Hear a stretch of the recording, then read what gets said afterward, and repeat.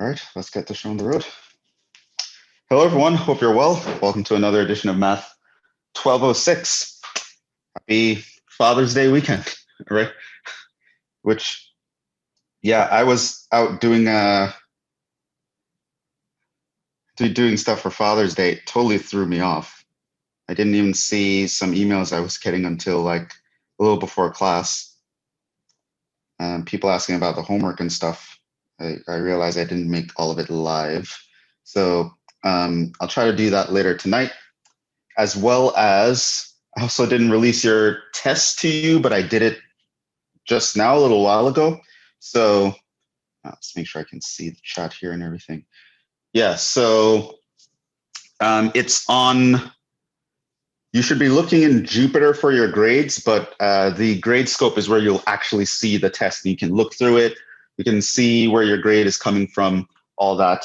And you can also mark it if you think I made a mistake or I didn't grade you properly. There's a little regrade request button in the bottom right corner. So you should see the rubric. You should know what I'm giving you points based on, and you'll see if I checked it or not. And you can say, oh, well, but I did that, but I just did it in this corner over here and you didn't see it. And you can say that, and you can just click on the regrade request. Any problems that you see with the grading for any question, go to that question and click on the regrade request button. It's going to be in the bottom right corner. If memory serves, it's going to be a green button, and it'll pop up and you can type a little note to me. Oh, hey, Jhevon, I actually did this, but I did it on the second page over here and you didn't see it, or whatever, right? So whatever issues there are with grading, you can use the regrade request feature in Gradescope to alert me to that. Other than that, I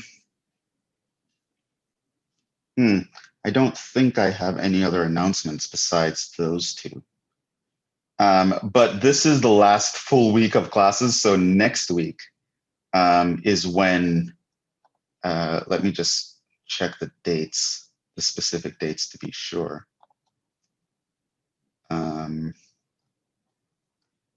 So our test 2 and our final are coming up pretty soon, like in a week and change. And just want to make sure. Yeah, it's the summer. We're just trying to do everything in 1 month.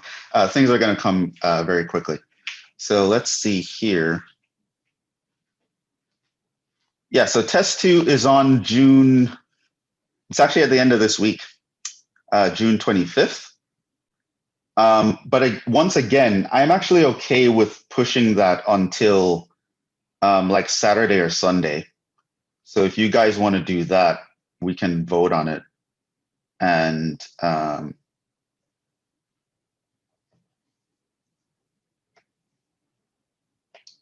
to the new thing.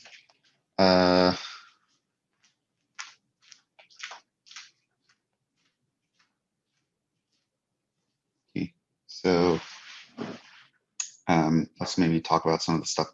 Announcements.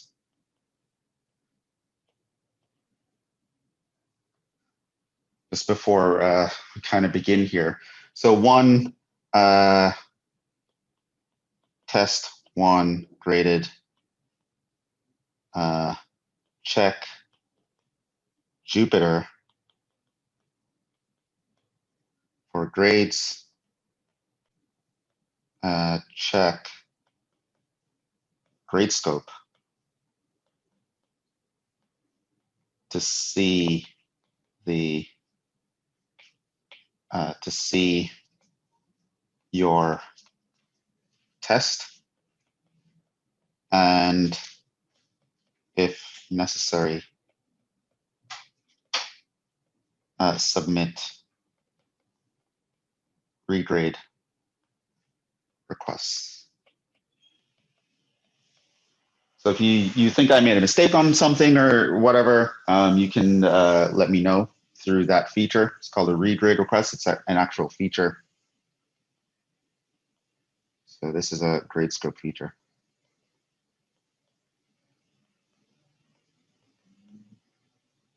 Click the appropriate button I'm pretty sure it's bottom right corner.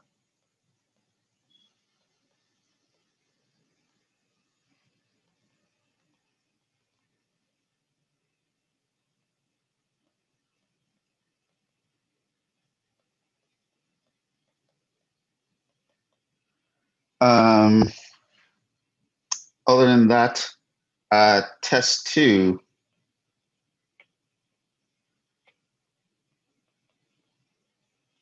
is officially on June 25th. I am okay with pushing this until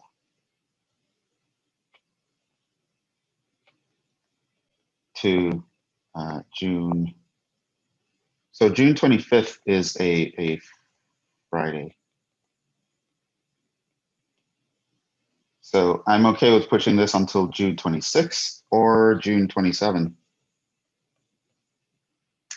And it'll be the same deal, like a 24-hour window. You do the test during that window. So it'll do something like begin the morning of June 26 and then go to the morning of June 27 or something like that. Or maybe I might even give you slightly longer than 24 hours. So maybe something like the morning of June 26 to like the evening of June 27. So like 5 p.m. Eastern time or something like that.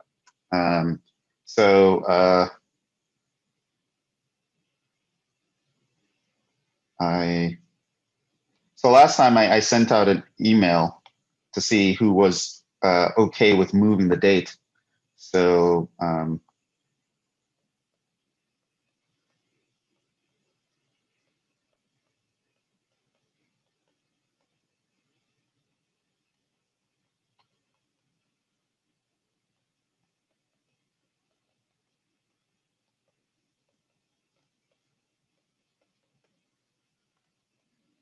okay, but desirable.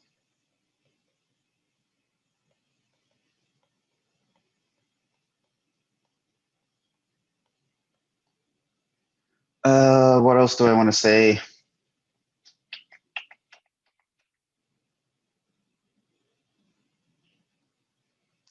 I think that's kind of it. So I'll try to release the rest of the homework today. Test 1 is graded. You can review that and submit regrade requests. Test 2 is on June 25th. But I'm okay until pushing that even as far as June 27th. And the final is on July 1st. And that is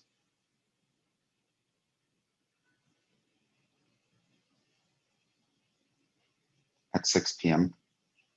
So instead of coming to class, which is, instead of coming to class on the July 1st, which is a Thursday, you would instead take the final. And I'll probably through July 2nd at 6 p.m. So again, I'll give you a 24-hour window for the final. The final is going to be a little longer than the test. I kind of said this before in the first day of class, but just to remind you. So the final is essentially going to be like a combination of test 1 and test 2. It's going to be like everything combined. So if you didn't do so hot on test 1, the final is kind of your chance to show that, all right, I got it now, right? Like you can show that you've learned from your mistakes from test 1. So you can almost look at it as like, okay, this is another chance to justify that I'm actually learning the material correctly. So you can bounce back from test 1 and test 2 in theory if you do well on the final, and that will be on July 1st. So Yeah, and these are all Eastern time. Above is all Eastern time, US. Because I know not all my students are actually here, and not all of you are probably even Eastern time. So just to be sure. All right. I think that's pretty much it for announcements. So, I mean, unless there are any questions, I think we can continue. What I will do is just review what we were doing last time, which was related rates. And the idea behind this, the concept behind this is pretty straightforward. The idea is if you know a relationship between two quantities, like an equation specifically, then you can figure out the rates of change of one of these quantities by knowing about the rates of change of the other quantities. And that's because if you have an equation relating different quantities, you can differentiate that equation, and then you can find a relationship between their rates of change. And then if you know all the rates of change and all the values, you can actually find an unknown rate of change. So you can actually figure out rates of change by related rates of change, because if quantities are related, their rates are related. And these are what's called related rates. And so these were word problem types. I told you about how we would know that this is the kind of problem you're looking at. Basically, if you see a word problem telling you about a related quantities, and they give you the rates of change of some of them, and then you're asked about a rate of change of something that you were not given, you know it's a related rates problem. Once you know it's a related rates problem, you go through these 6 steps. Always these 6 steps in this order. And that can help you get through the problem. So you read the problem carefully to make sure you understand it, recognize it's a related rates problem, pick out all the required information, and really just pay attention to the wording, because things like something is increasing or decreasing can have consequences for the numbers that you're going to be plugging in. So you'll want to know that, oh, if something is increasing or getting larger, that means the derivative should be positive, so the rate of change should be positive. Or if it's decreasing, getting smaller, the derivative should be negative, so the rate of change should be negative. And this can also help you plug in the right values, as well as recognize that your answer makes sense. So you should know when your answer should be giving you a negative value as opposed to a positive value. You can kind of see if you're making a mistake. So there's that, as well as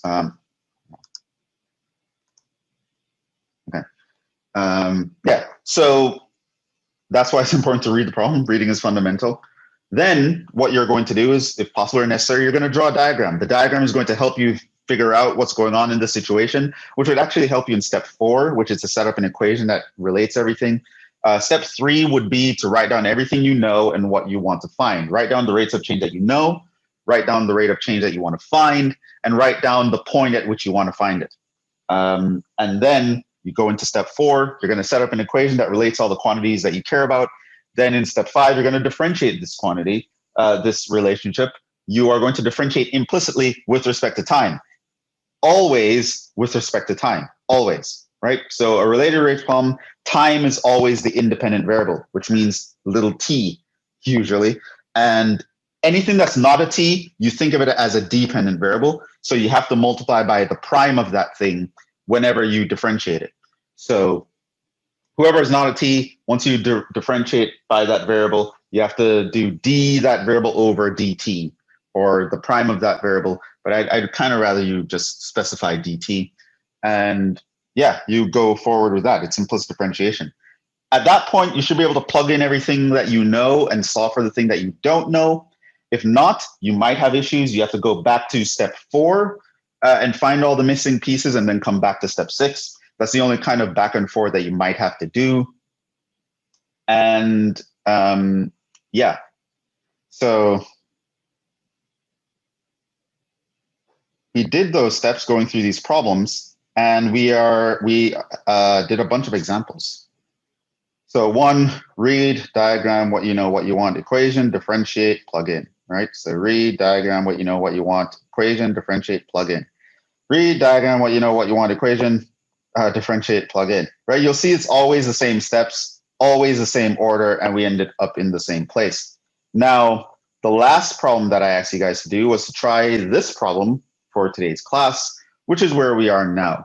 Now this problem, as well as the last problem here, this one with the ships moving in different directions at noon, I would say mechanically those are the most difficult types of problems you would have, because they're for this one, kind of setting up the diagram was kind of confusing, but once you see the trick, now you kind of know that trick and you'll know when you can use it. This one actually has a little bit of back and forth a little bit. You're going to realize that the variables that you're given aren't always the best ones, and you kind of have to change things. So let's actually do that. I don't know if you guys tried it. Hopefully you did. But let's actually try that. Let's actually do it. So this is it.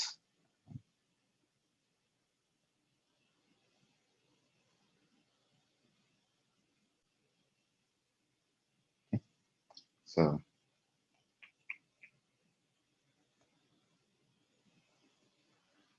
all right. A water tank has the shape of an inverted circular cone. It has base 3 meters in length, and the height is 9 meters in length. It starts out filled with water, but the water is leaking out from the bottom, right? So it's leaking out at a rate of 2 meters cubed per minute. And we just want to know how the radius of the remaining water is decreasing when the radius is 1 meter. And so basically, and I'll draw this again. What we have is an inverted conical cone, stuff is leaking out, and there's some water in here, right? So that's the water, right? But that water has a radius. And as water leaks out, that radius is changing. So when the water is down at this level, the radius was smaller than it used to be above, right? And the higher you are, the larger the radius. So we want to know, how is the radius decreasing as we move down, as the water is leaking out, right? So that is what this question is asking. And yeah, that's essentially the question. So that's the situation. And we want to figure out what the radius of the water is doing. And just give me a second here.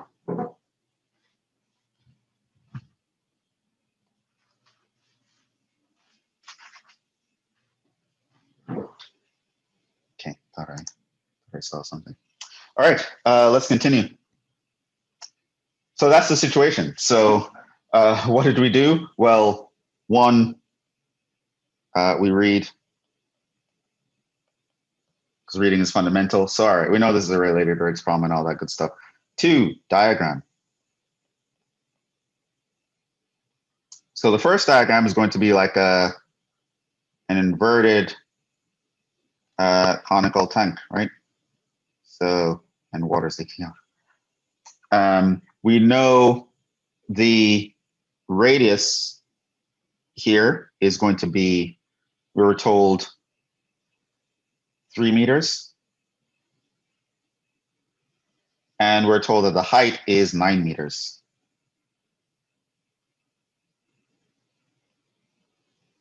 And you have like water in here, right?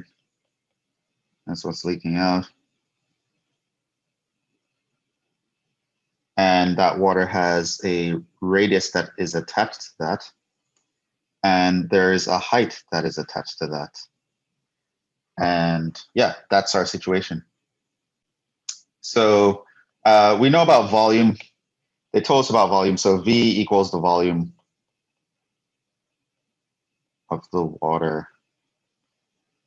R is the radius of the water. H is the height of the water. Okay.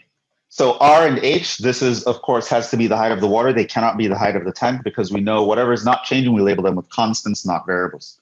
So the radius of the tank isn't changing. That's always 3. So I labeled it with 3 right here. The height of the tank itself is also not changing. That's 9. I labeled it with 9 right there. So the R and the H are variables, are things that are moving. So that is the situation. All right. So 3. What do we know?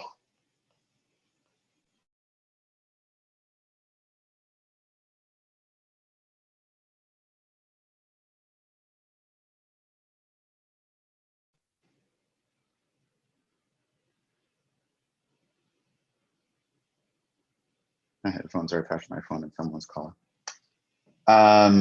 So what do we know and what do we want? Well, we're told that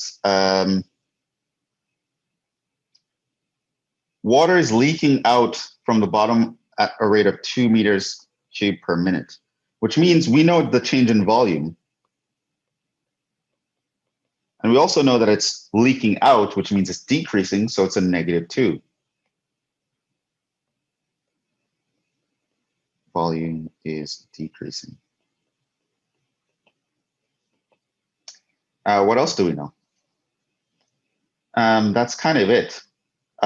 We want to know, what do we want? How the radius of the remaining water is decreasing when the radius is 1 meter. Okay, so we want dr dt when r equals 1. One thing I want you to notice here is that, note, h, or note, nothing is said about h or dh dt. Right, so that's kind of already kind of strange, because obviously the height is going to be an important thing here, but we're not told anything about it, which is kind of strange. But let's actually continue to see if we can get away without it. But you're going to realize that we can't. That should be something that should stick out to you, though. And you should probably have an idea that I'm going to probably have to come back and deal with that. Or, of course, by the time you see a problem like this on a test, you'll know that you have to deal with it. You'd kind of be able to see that, oh yeah, at some point I'm going to need to deal with this, so let me just deal with it right now. And you can either deal with it in parts 2, because drawing another diagram would be very helpful, or deal with it in part 3. But at some point, you're going to have to make sure you can understand your variables. 4, we're going to do the equation. Now, the thing is, our equation was given to us here, 1/3 pi r squared h. V equals 1/3 pi r squared h. This was given. Right? Now, here you can kind of realize that there's going to be an issue, because there's an h here.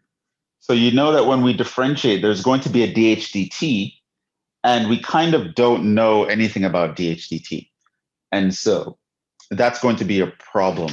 So the h here, realize we will get a dh dt upon differentiating.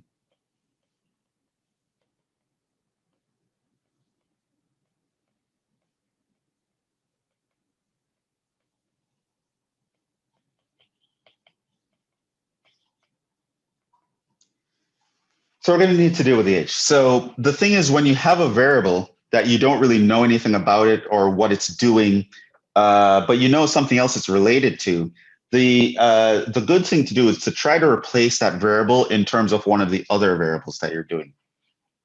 So here,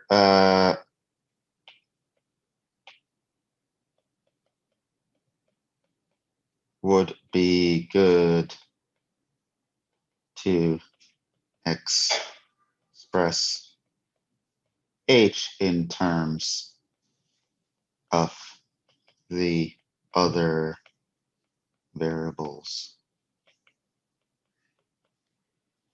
And so that's why this problem has a little bit of a tricky situation in it.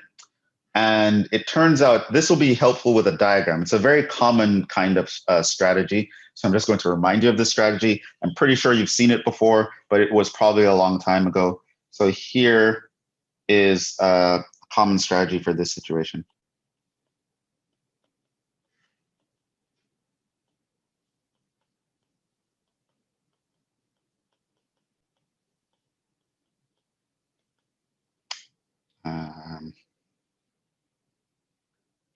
So the idea is here, you have a tank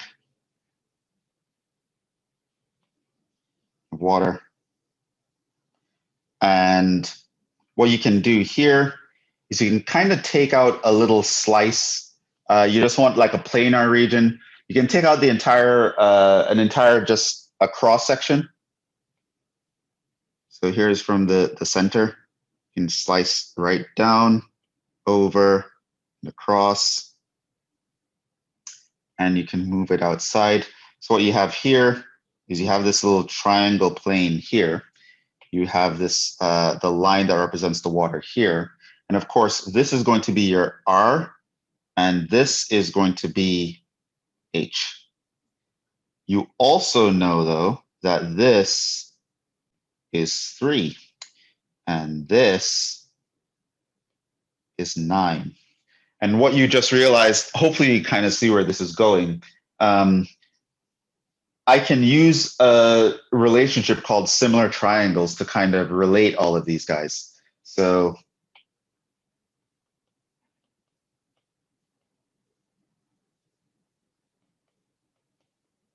by similar triangles, we know that the height of big triangle over radius of the big triangle would be proportional, and it, in that sense, the height of the small triangle divided by the radius of the small triangle. So that's similar triangles. Their sides are proportional. So if you take ratios of corresponding sides, you'll always get the same thing. And you create similar triangles when you have a triangle and then you create another triangle inside of it by using a slice that's parallel to one of the other sides.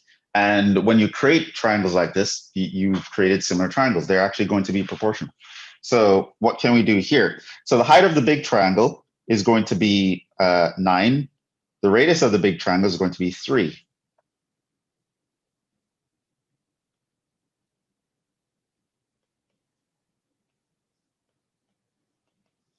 The height of the small triangle is h, and the radius of the small triangle is r.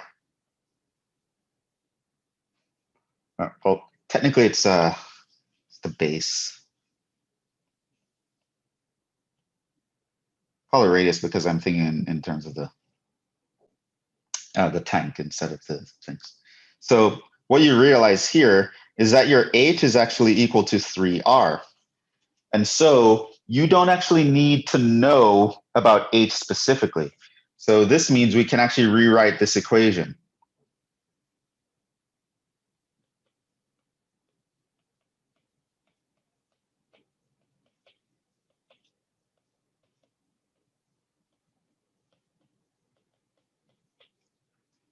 Okay, so I'm going to go here, and where I see h, I'm going to put 3r instead. So this means I have v is equal to 1/3 pi r squared h. I'm going to replace h with 3r. And so this would mean that v equals 1/3 pi. Well, the 3's are going to cancel. And so it's going to be pi times r cubed. So now I only have the 2 variables that I have information on, so that's good. So this is the equation we're going to use.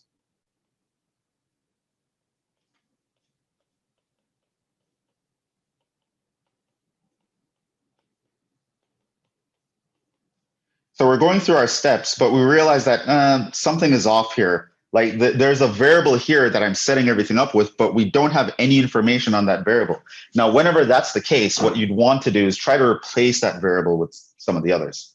Because if that variable is in your equation, then you're going to get a derivative, you're going to get a rate of change for that variable, and you don't have any information about that. So one way in which you can actually get that information is to try to set up some sort of appropriate or convenient geometrical relationship. So similar triangles is one. And by that, we can figure out what h is, and then we can do that. So that's the equation we're going to use, which now we can kind of just continue the way we've always done. So the 5th thing we're going to do is we're going to differentiate. And remember, it's always implicit differentiation with respect to time. So derivative of v, dv dt. And this would be 3 pi r squared dr dt. And then I remind myself, what do I want? I want dr dt when r equals 1. And I know that dv dt is actually -2.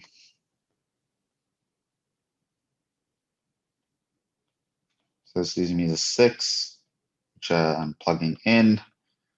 So this means that -2 is equal to 3 pi r dr dt. So this means that your dr dt is equal to -2 over 3 pi. That's going to be meters per minute. Is it per minute? Yes. So that's that. That's how fast the radius is decreasing. Yeah.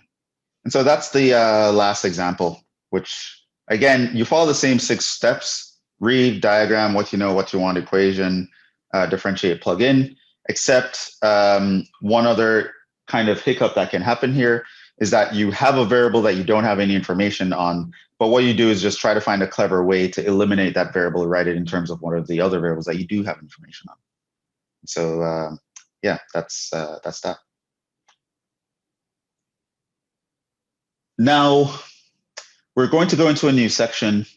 We are going to, I'm going to need to give you some information though, before I can actually talk about that section. So let me put the lines up so I can actually do some notes, and let me check what section this is. So this is actually, we're going to go into chapter 3 now.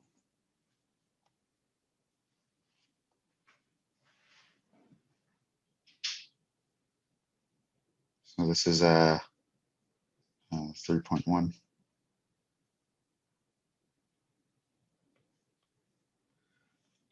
Maximum, minimum values.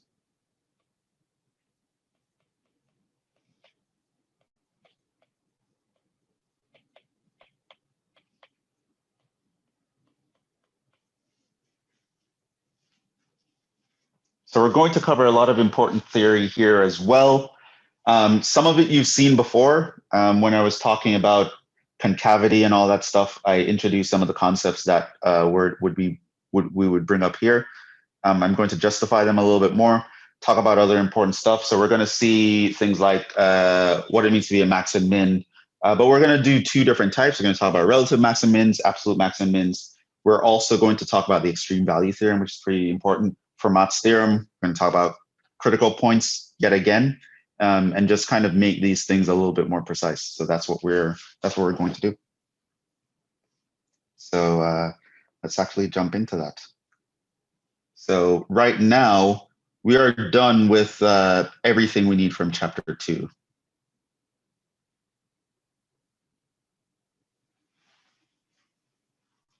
Yeah, so right now, the main focus is going to be chapter 3, and then might do a little bit of appendix stuff, and then the last chapter we're covering in this this course is chapter 4. If time permits, I might do one section from chapter 7 and make that like a bonus problem or something, but if we don't get to it, it's not a big deal. You'll definitely see it in the next class in Calc 2. And it won't even be the first thing that you'll see in the next class. But I thought it would be just cool to show you another calculation stuff. Integral calculation type. Anyway, so let's actually just jump into chapter 3. So nothing is going to seem too strange, but we're going to give things specific names, and we're going to really flesh out the theory here. So without further ado, let's just begin. I'm rambling. So we'll start with some definitions. So let's see. Definition.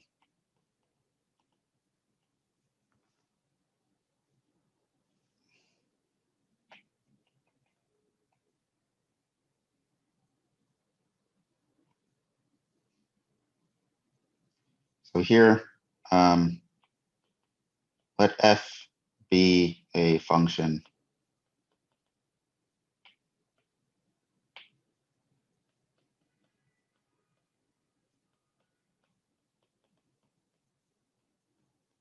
defined on an interval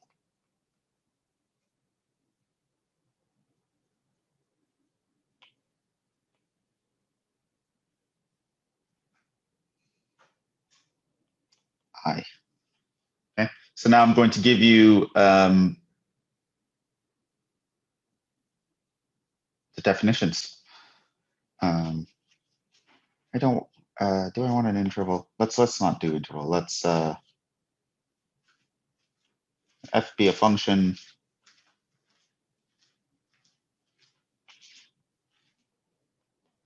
with domain D, which is in the real numbers. Okay, so I'm going to define different types of maximums and minimums for you. So let's actually get that. We say f of x has a absolute or global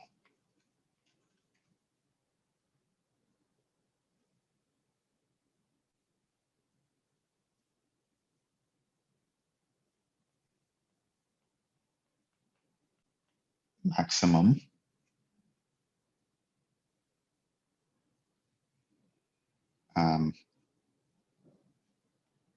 at x equals c if f of x if f of c is always bigger than or equal to f of x for all x in D. So if the output of the function at the input C is greater than or equal to its output everywhere else, that point is called an absolute maximum. It is globally is the maximum output on the entire domain or the entire domain of consideration. So that's called the absolute or global maximum. So yeah, nothing really to say there. I'm going to illustrate this with you for you with some diagrams. So we say f of x has a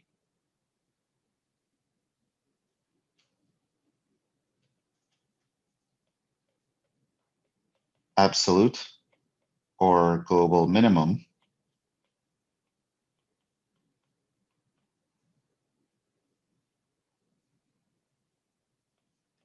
at x equals c if, as you might guess, f of c is less than or equal to f of x for all x in D.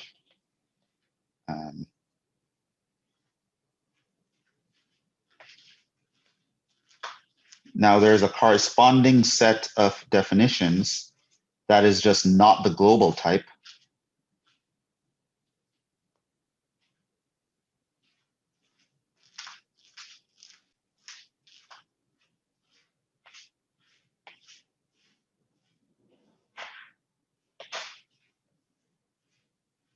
And I'm going to give you those now.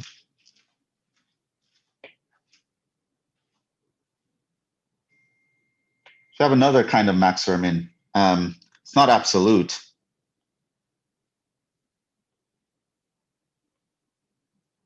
It's not for all x.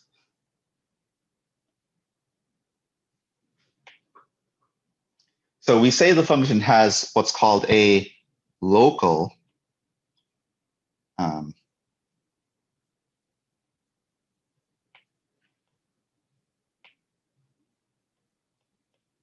or relative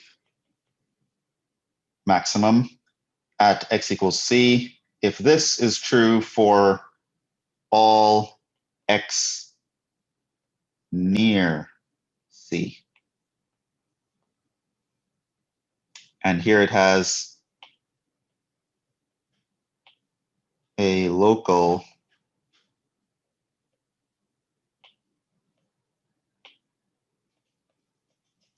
for relative minimum at x equals c,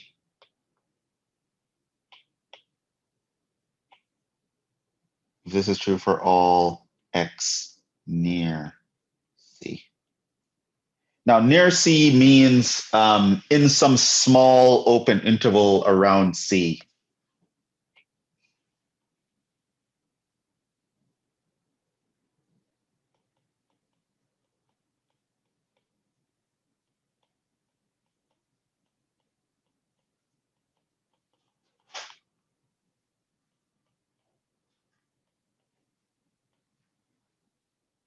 Right, so there are two kinds of maximums and minimums. So you have the global, which that's the guy, or absolute, that's the guy who is the biggest everywhere, right? So this is the biggest output no matter where you are. This is called the absolute maximum, right? You also have the concept of an absolute minimum. This is the smallest guy everywhere, no matter where you look on this function. This is the smallest guy in this interval that you care about. But then you have local max and local min. So local max and local min pretty much means locally he's the biggest guy, but he might not be the biggest guy in general, right? So there's a difference between being a local maximum and an absolute maximum. Local just means, yeah, locally you're the biggest guy. You're the biggest guy in your small little pond, but then there's an absolute maximum. He's the biggest guy everywhere. And the corresponding concepts for minimums. So let me actually show you this in some with some illustrations.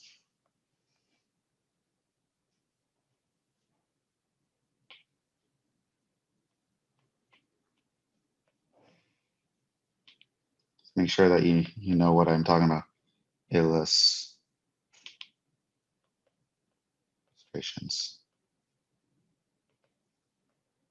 So I'm going to give you a bunch of pictures. I'm going to talk about absolute maximums and minimums on these pictures.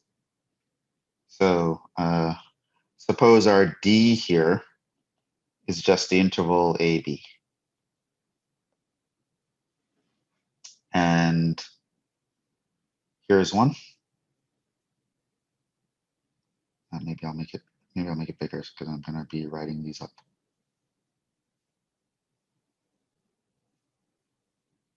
Here's another one.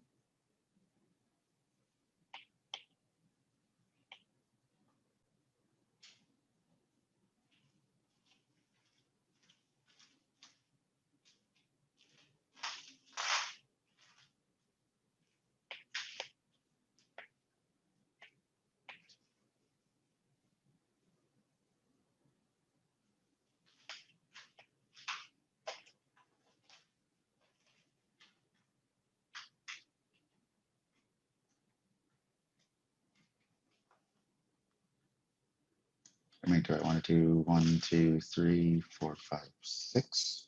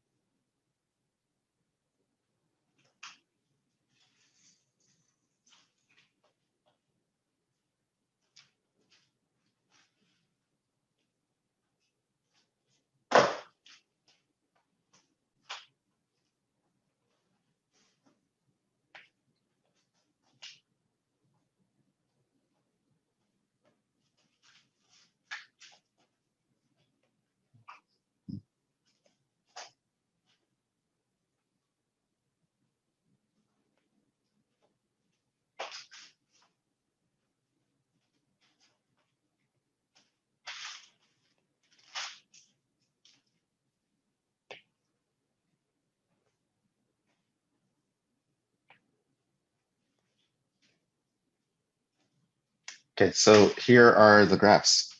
So here's one.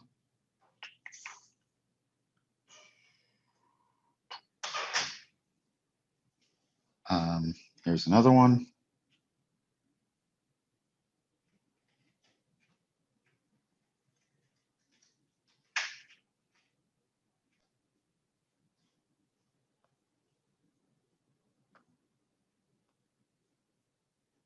Here's another one.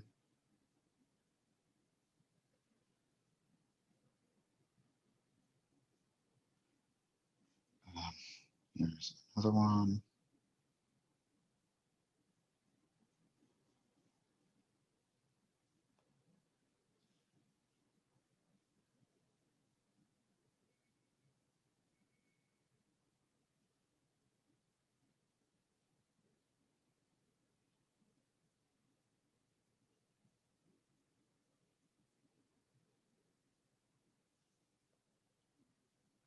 And here's another one.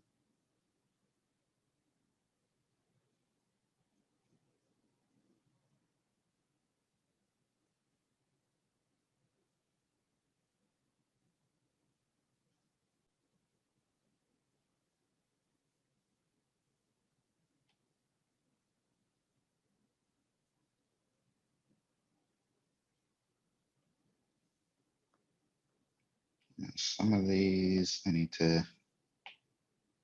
so this is A, this is B, this is A, B,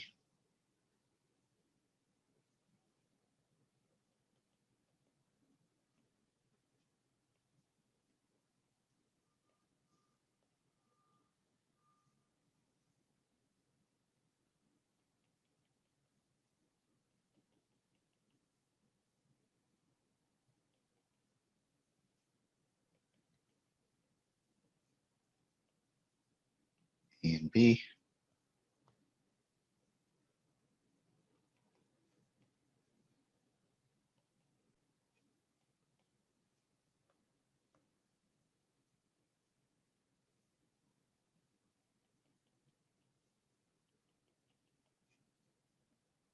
A,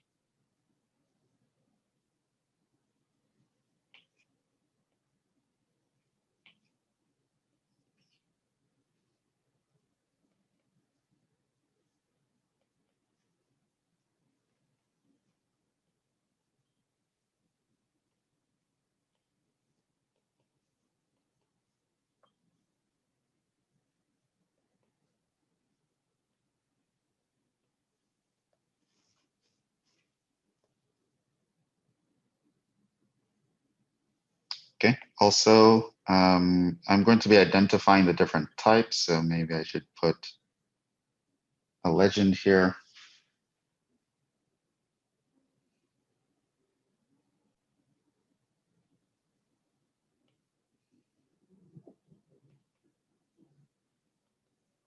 AM equals absolute max. Little am equals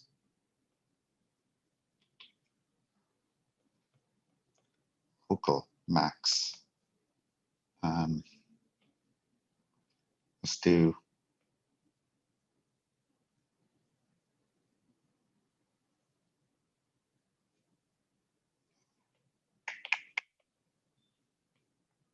ln.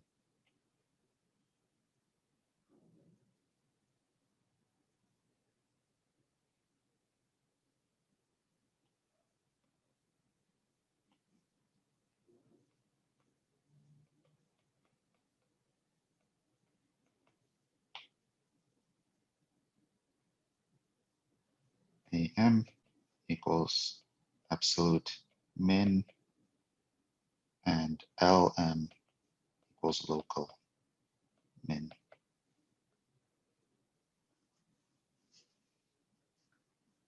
Okay, so I'm going to go through on these graphs here. I'm going to identify the absolute maxes and absolute mins, the local maxes and local mins. And just hopefully after my doing that, you will actually be able to tell the difference between the two, you know, when one versus the other, how you'll be able to identify them, or at least have some conceptual idea of what they mean.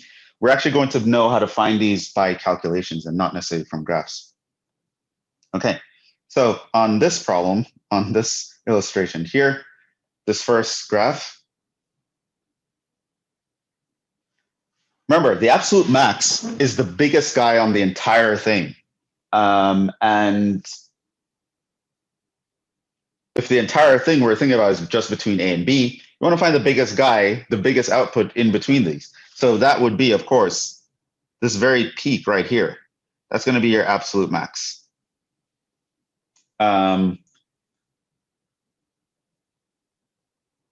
Notice that it's also local max.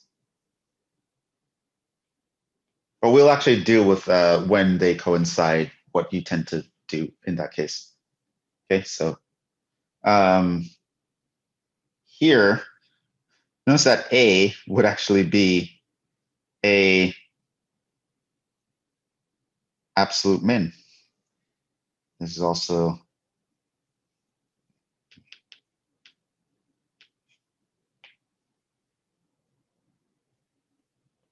absolute min, absolute min. This is also local min. This is also local min. So here they kind of coincide. You might not see any difference, but hopefully the others you'll start to get it.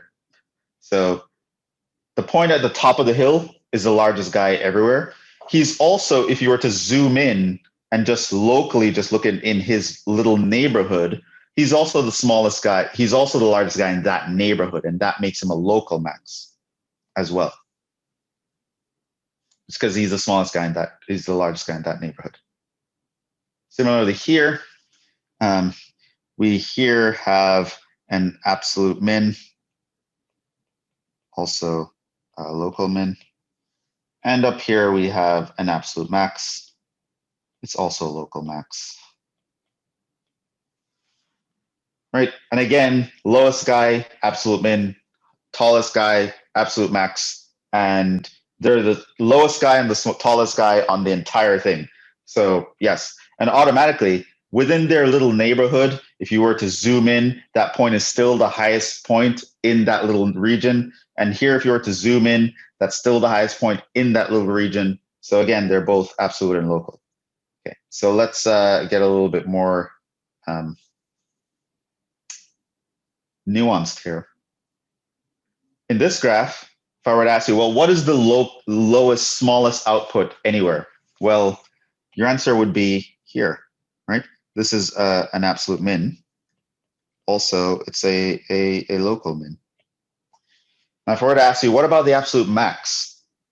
You will notice here that this has no absolute max. It also has no local max as well. And how is that? Well, because this guy is kind of going up forever. There's no maximum output. No matter what value I would say on this graph, like I could say, oh, is this point the absolute max? The answer is no, because there's a point up here that's larger. Okay, well, is that the absolute max? Well, no, there's a point up here that's larger. There's going to be an output that's larger and larger, no matter which output you pick. This output here is going off to infinity because it's running asymptotic to this vertical line. Here, you'll notice that it has none of them. This has no absolute max, no local max, no absolute min, no local min.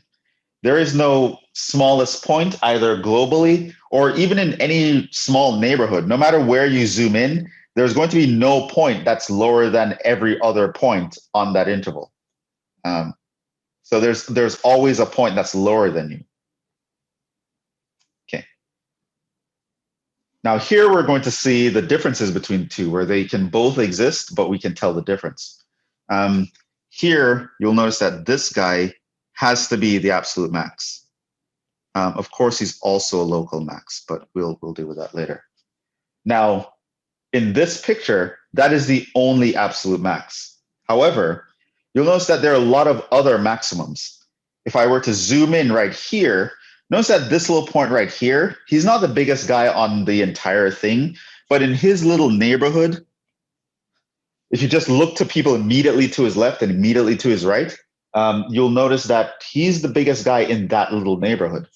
So this guy is a local max. Similarly here, this guy would be a local max. He's not the biggest around town, but in his local little neighborhood, he's the biggest guy. If you look immediately to his left and to his right, he's going to be the largest guy around. This guy here is also a local max. He's not the biggest guy on the entire thing because that's this guy, But in his little neighborhood, if you were to just to look immediately to his left and to his right, that green point is going to be the highest point everywhere in that little neighborhood. Similarly, this guy is going to be a local min. He's not the lowest everywhere because the lowest everywhere is actually this guy, the absolute min. But there are a bunch of other lowest points in certain regions. So here, for example, there is a local minimum, meaning if you zoom in and you look at his little neighborhood, he's the smallest guy around, but he's just not the smallest guy around globally because this guy right there is a smaller output. Similarly, here you have a local min, and that's that. So this is a graph. It only has one absolute maximum and one absolute minimum, but it has multiple local maximums and multiple local minimums. And so this is the difference I think you can see between absolute and local. Local just means in their small neighborhood, they're the biggest or the smallest guy, while absolute means they're the biggest guy in general or they're the smallest guy in general. There's no one bigger or smaller on the entire interval that we're talking about. You can look here. And it's easy to identify locals because it's just like the highest point of a hill or the depth of a valley. So here you'll realize that we have some local max here. Here we have local min here and here. We have a local min here. Now, I want you to appreciate that we do not have, there's no absolute min. Why? You might say, well, isn't this guy the smallest guy around? Well, no, because this part is going off to negative infinity. And that's going to be lower than any number you pick. So there is no output that is going to be the smallest on this entire interval AB. There's also no absolute max. Absolute max. Notice that the only point that would be a contender for that position would be the guy that's in this position right here. But notice that there's a hole. There is no guy in that point. So until you get to that point, you can keep getting higher and higher and higher, but you can never actually get to that point. And so you can't actually attain the highest point. You're just getting closer and closer to it as a limit, but you can't actually attain it. Some of you might think that this guy should be something, but this guy is like nothing. Because if you open a little interval around that guy, right, so just open a small interval around him, there are points beside him that are lower, and there are also points beside him that are higher. So he doesn't fit the bill of being the highest in his region or the lowest in his region, because if you look a little to his left, there are higher points. If you look a little to his right, there are lower points. And so he's not anything. He's not the biggest point locally. He's not the smallest point locally. He's not the biggest point globally. He's not the smallest point globally. So that guy is actually not really anything, because in his local neighborhood, he's not the biggest. And in general, he's not the biggest because you have points up here that whose outputs are larger than him. So hopefully that kind of makes it clear what the differences between the two are, especially these last two examples here. But yeah, that's the idea behind absolute max and absolute min and local max and local min. Now, before we move on, I should mention some other points, remarks.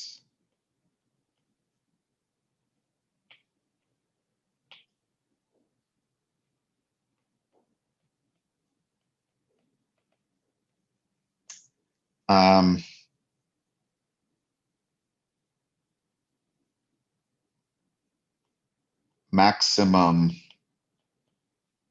and minimum points are also called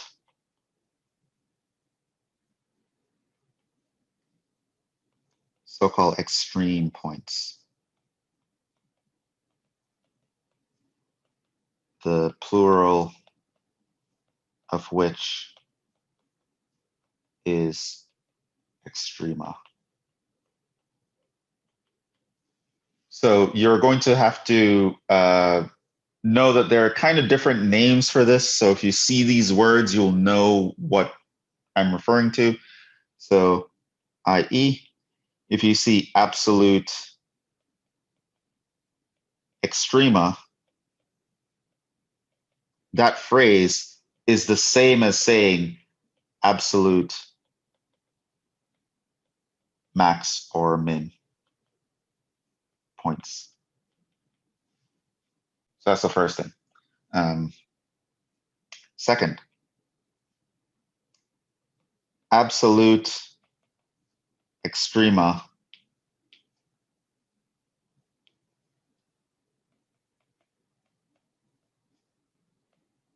are also local extrema. But local extrema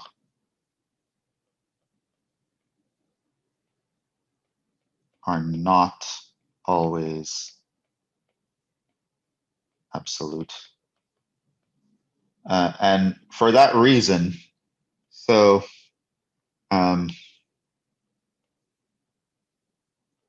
if a point is both a local extrema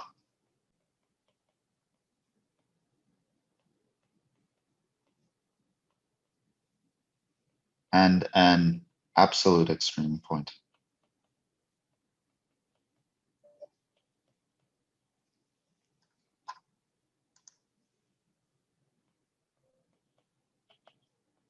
we will call it a local, an absolute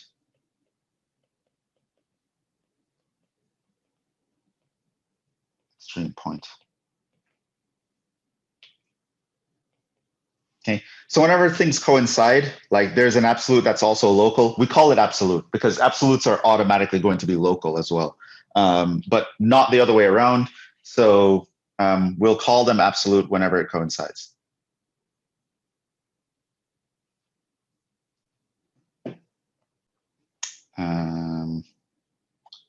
What other remarks do I want to make here?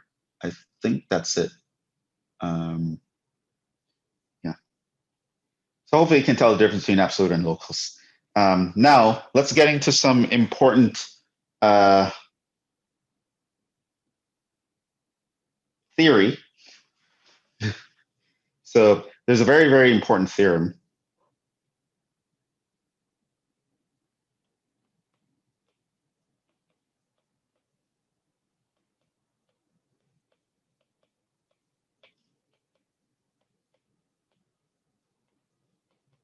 called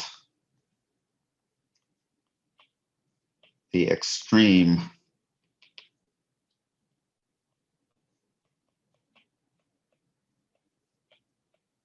value theorem. Things slipping all over the place.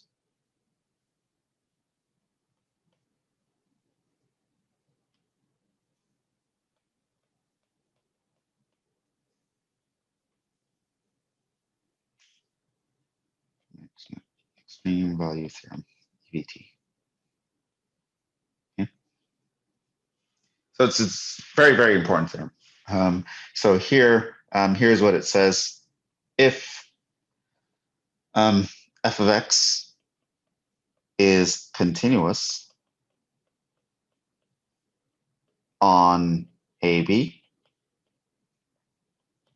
then f of x is guaranteed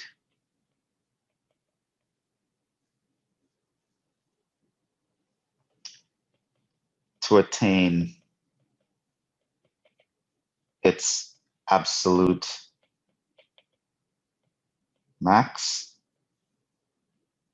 and absolute min on AB.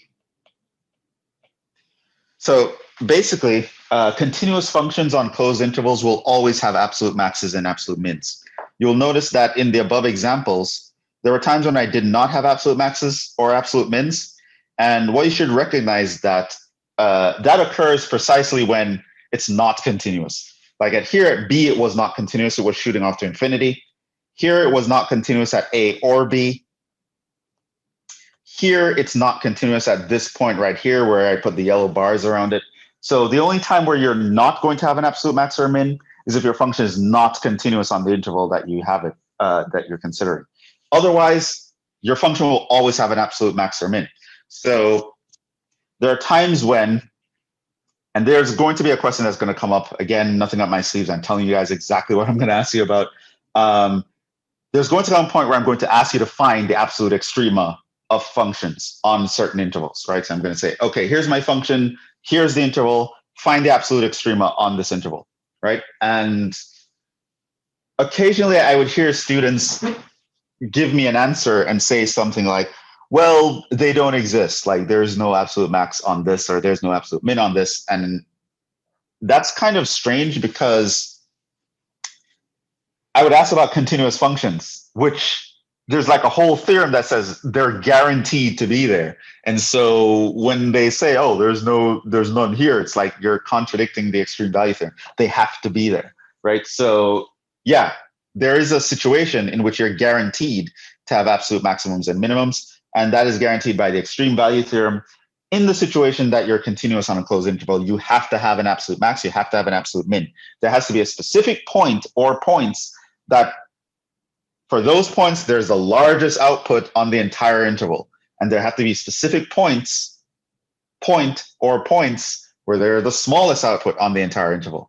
If your function is continuous on the closed interval, this has to be the case. You will not have them not existing. They only won't exist possibly if you're not continuous. But yeah, if you're continuous, they're guaranteed to exist. I should also point out that they may exist at the endpoint.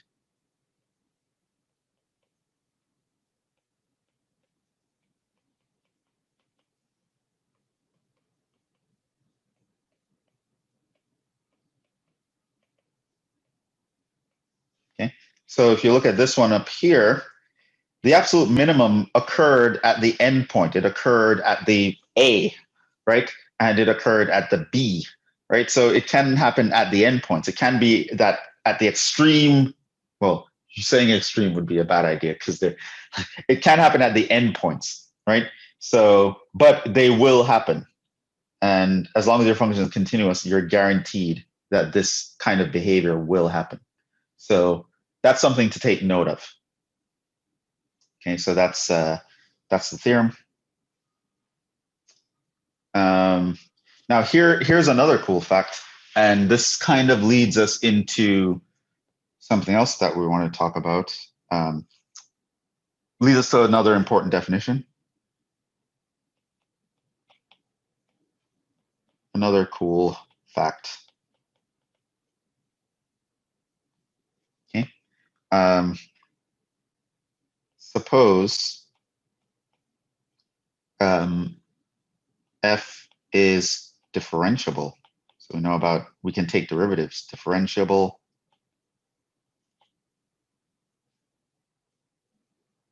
on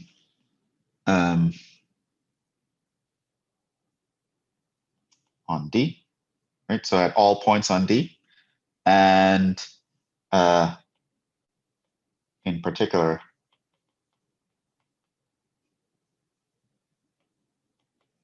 it is differentiable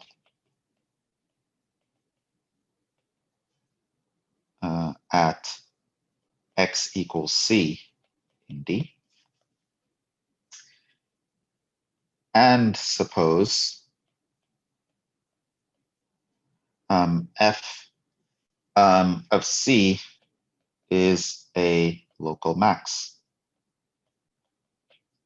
Okay, so pretend we have a function, we can differentiate it everywhere on this interval that we're looking at, right? And let's pretend there's a point where we know there's a local max there.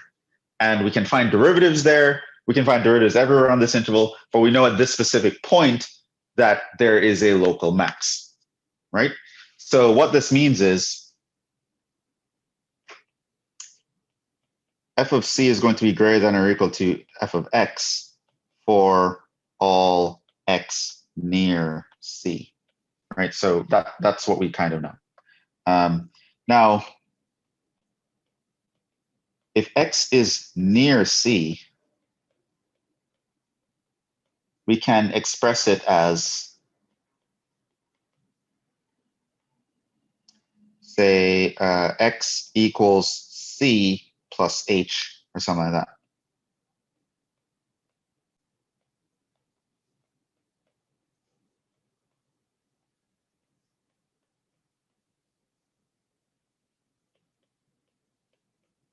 Right? It's kind of like how if I say, oh, if something is near 1, I can think of it as, oh, it's 1 plus a little bit, or it's potentially 1 minus a little bit, right? And so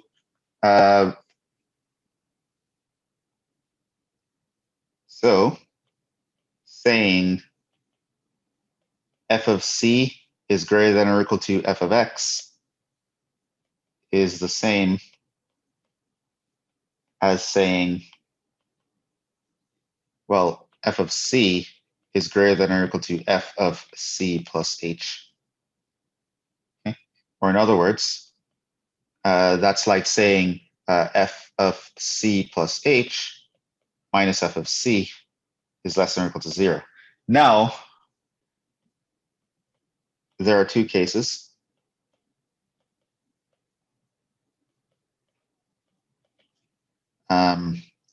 Either one, h is positive, which means we're a little bit bigger than c, so we're a little bit to the right of c. Or 2, h is negative. Okay, so let's take these one at a time, right? So suppose we're in the case where h is positive.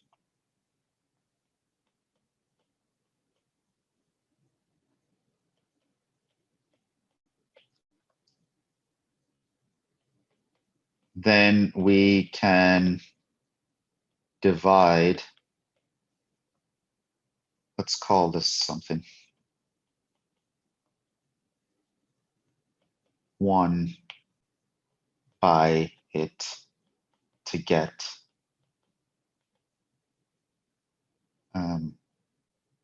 f of c plus h minus f of c all over h is less than or equal to 0, right?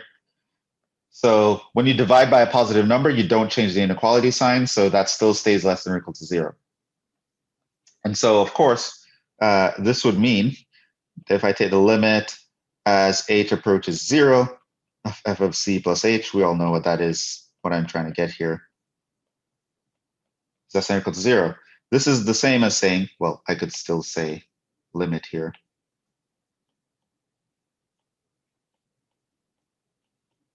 But that's just going to be 0. So this is actually the same as saying f prime of c must be less than or equal to 0. Now, you'll see where I'm going with this eventually. Now, in case 2,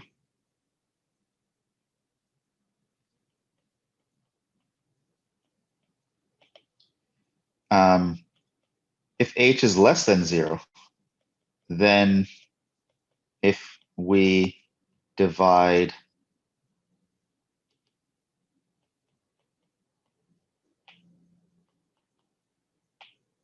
one by it, we get, now if you take an inequality and you divide it by a negative number, the inequality should turn around, right? So you would get f of c plus h minus f of c all over h, and you turn that sign around.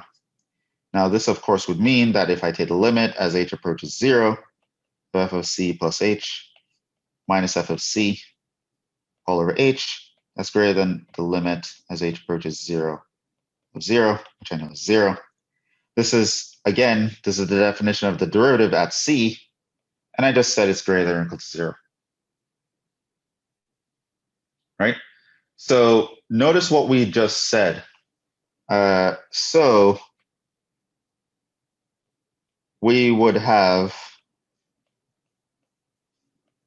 f prime of c greater than or equal to 0, and f prime of c less than or equal to 0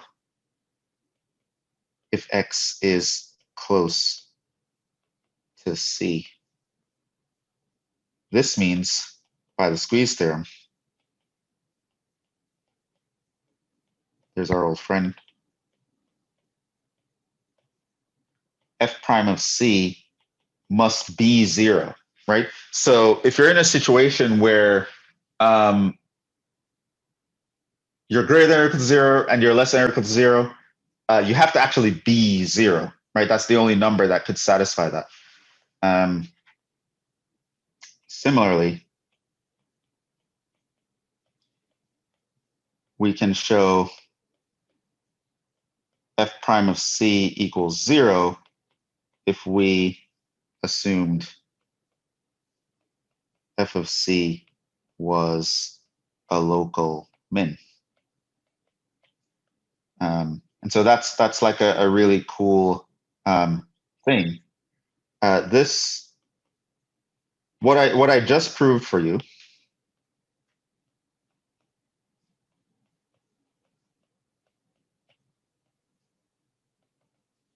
is another very important theorem. It's called Fermat's theorem.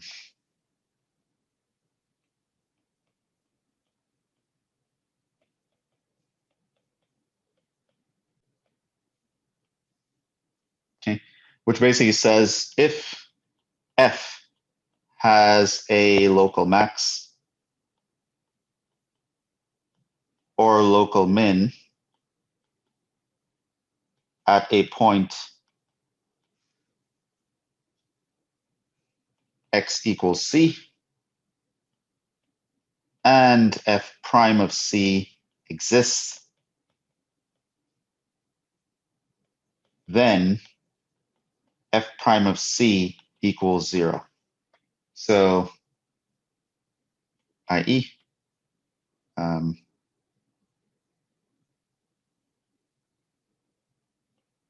if f of c is a local extreme point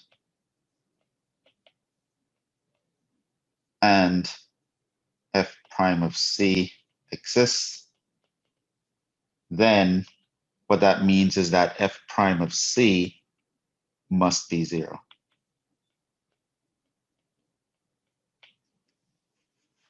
Okay. So this is Fermat's theorem, right? So Fermat is the same guy, Fermat's last theorem. I think I spoke about him before. But yeah, so that's Fermat's theorem. Now, I want you to notice a couple important points.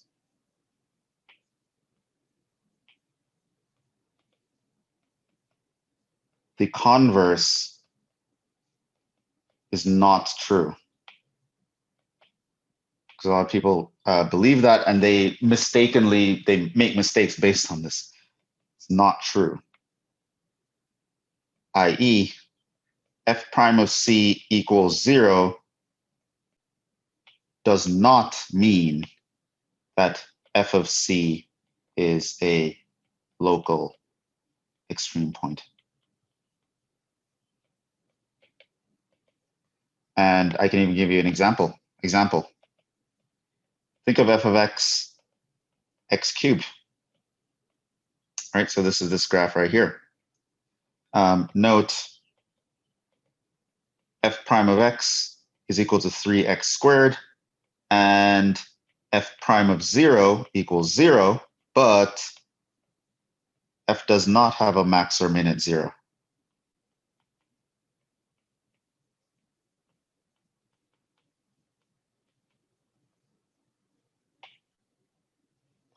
So just because your derivative is 0 does not mean you have a max or min.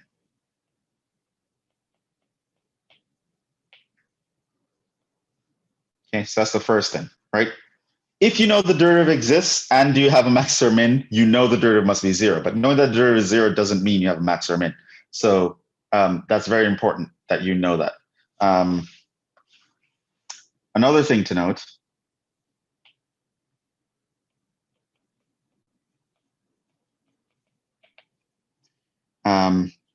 sometimes we can have a local extreme point at x equals c, even though f prime of c does not exist. The example there, we've done it before as well. Think of f of x equals absolute value of x, right? So we have a local, it's actually also an absolute, min at x equals 0, but f prime of 0 does not exist. We've proven that a couple times now. What we, based on the above,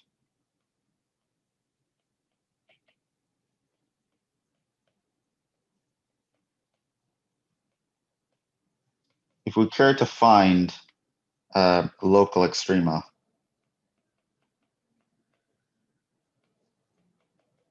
it would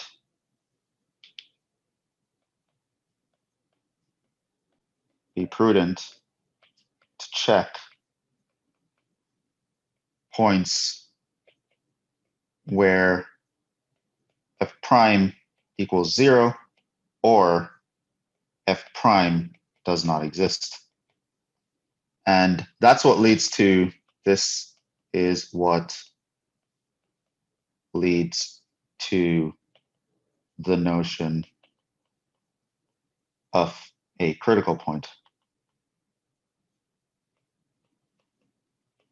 right? It's critical that we find points like this, right? So you're not guaranteed to find extreme points there, but there are definitely points that you'd want to look for. You won't really have to look at any other point. So either if you care about finding local maximums and minimums, then either you should be looking at the points where the derivative is 0, or looking at the points where the derivative is not defined. And that's where you'd expect to find them. You're not really going to find them at any other point, really.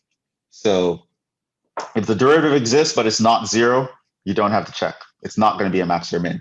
Or if the derivative does not exist, you don't know. You kind of have to check. So that's where the idea of a critical point actually comes from. So we're going to take a little break at this point because I feel like a lot of theory has been happening. When we come back, I'm going to again define critical points for you. I'm just going to tell you that old definition. Oh, critical point just means derivative is 0 or undefined. Then I'm going to tell you about how we can go about finding maximums and minimums, which we described a little bit in the last class, but we're going to actually teach you another method here. So yeah, what we'll do now is we'll take a 10-minute break, and we will come back to this. So see you guys in 10 minutes.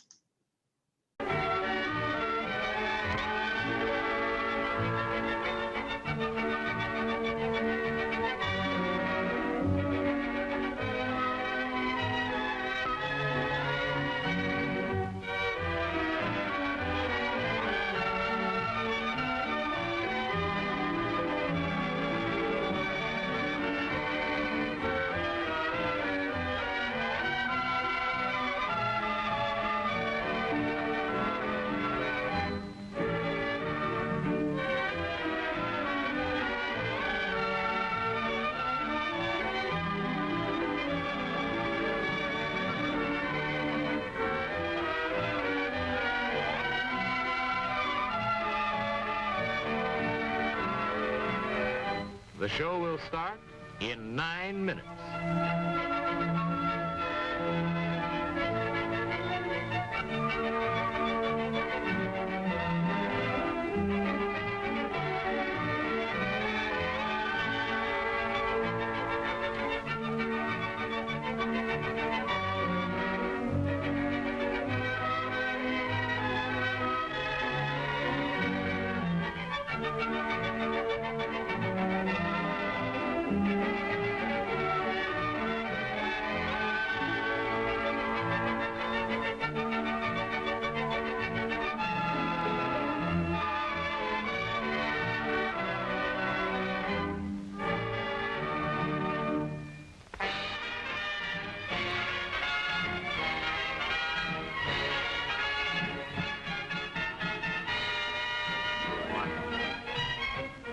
The show will start in 8 minutes.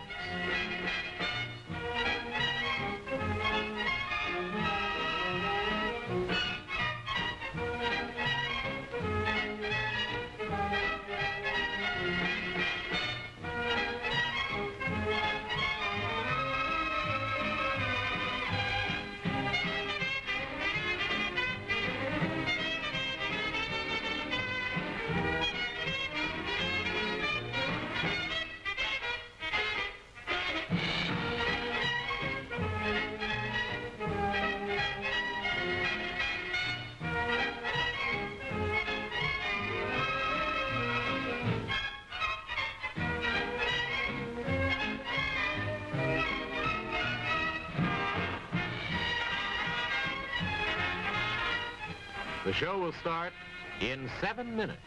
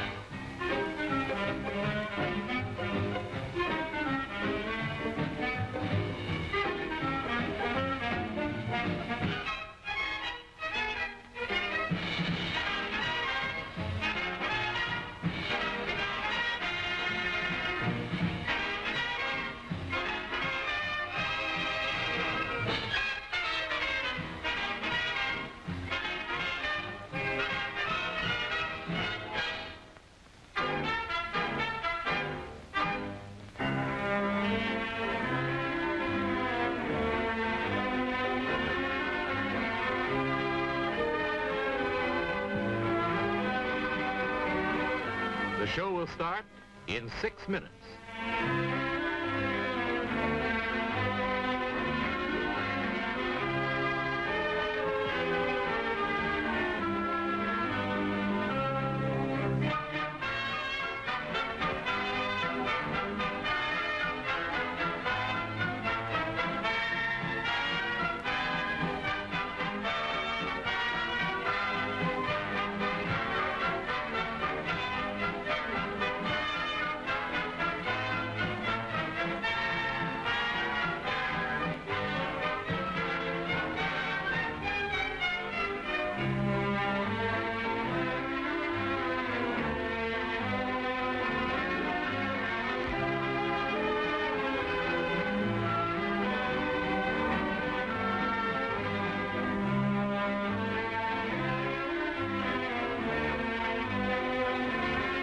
The show will start in 5 minutes.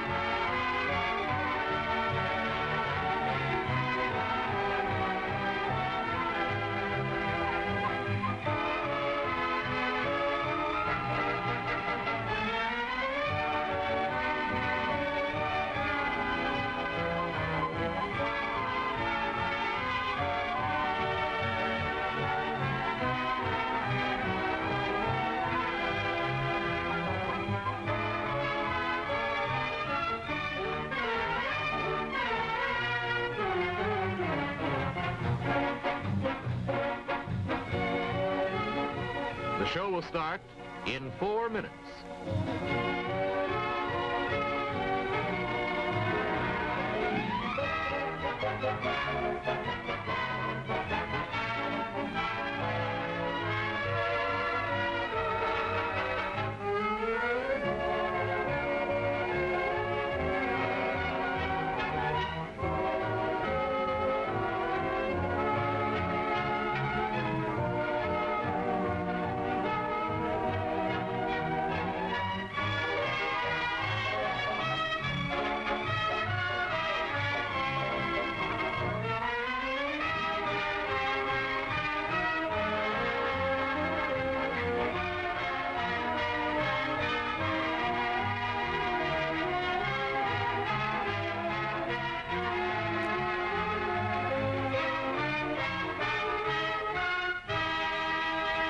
show will start in 3 minutes.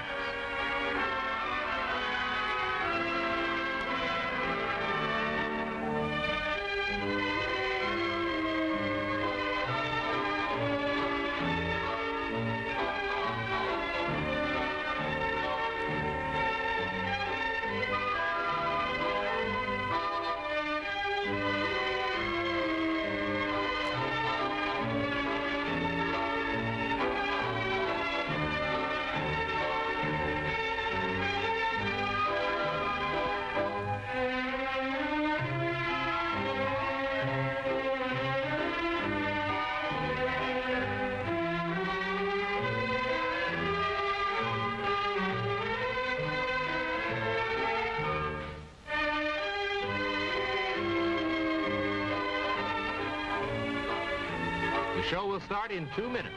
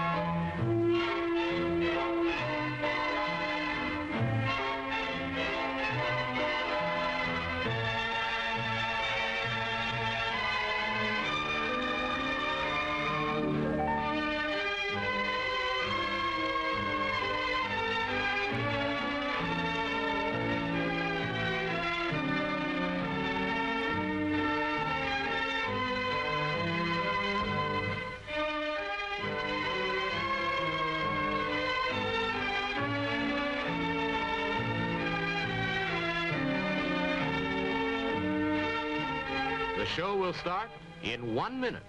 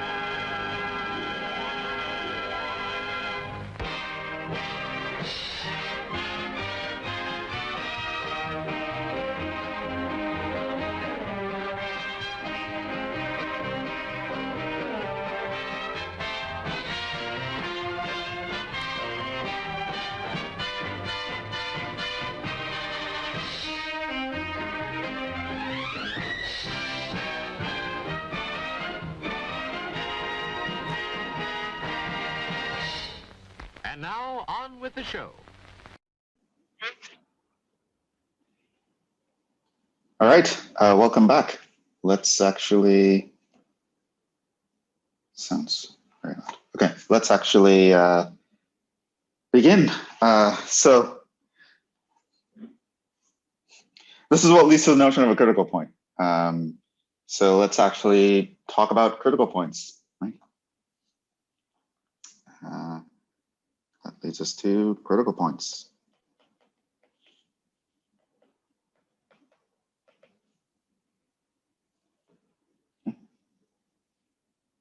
So basically, here's the definition. Officially, we say X is a critical number of f of x if f prime of x equals 0 or f prime of x is undefined.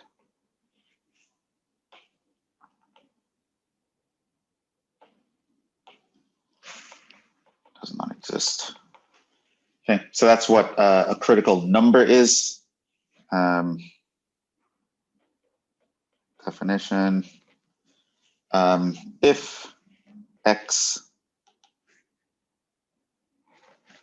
is a critical number,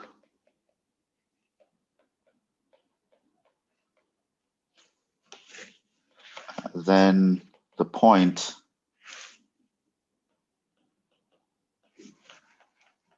x comma f of x is called a critical point.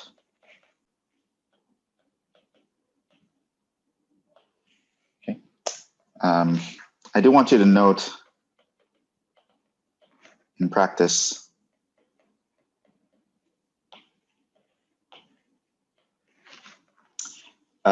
we might call critical numbers by the term critical points.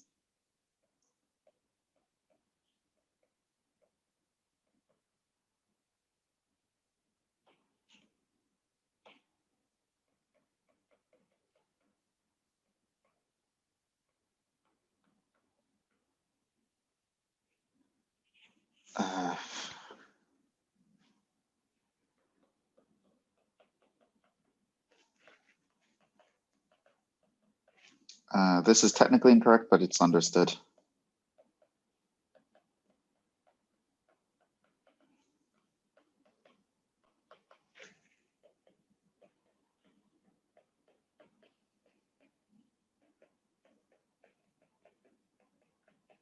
So technically the x value is the critical number and the xy coordinate for that critical number is called a critical point.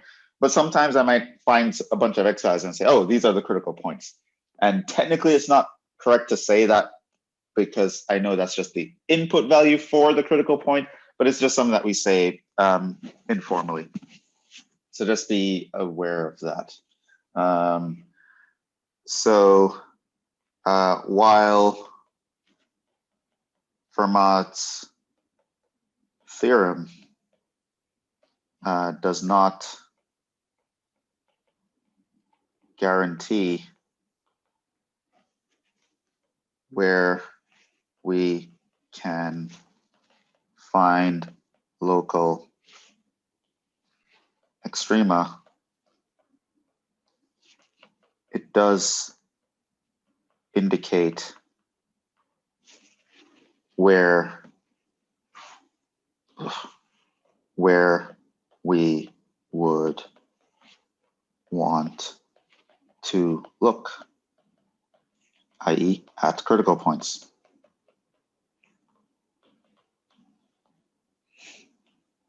So now let's talk about actually finding extrema.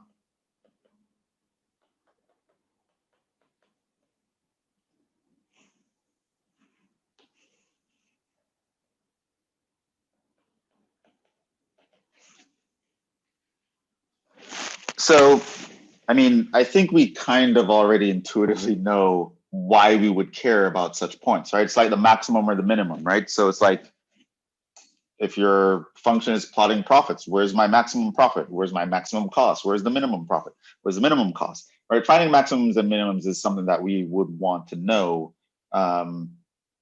generally, as it's one of those stats that we'd always want to know. What was the most something can be? What is the smallest something can be? So how do we actually go about using calculus to find them, right?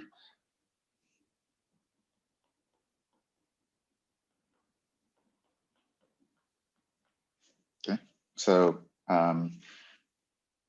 there's a couple ways. How do we find where extrema occur? So it depends on the type.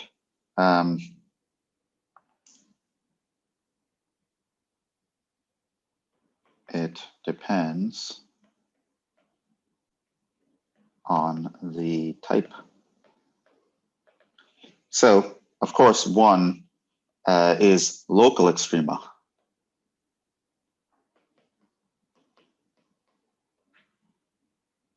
Okay. So how do we find the guys who in their local neighborhood, they're the largest or the smallest? And we kind of already covered this.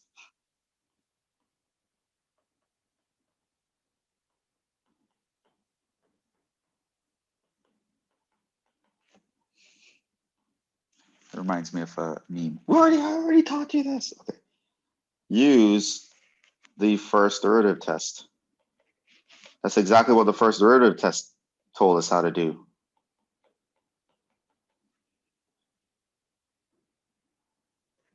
Or technically, you could use something called the second derivative test. But that was not covered. So yeah, you can use the first derivative test or the second derivative test. First derivative test is better. It's going to be the one that you're going to have to do anyway to do some other stuff that I am going to ask you to do. So you might as well just do it, and you won't need the second derivative test if you do it. So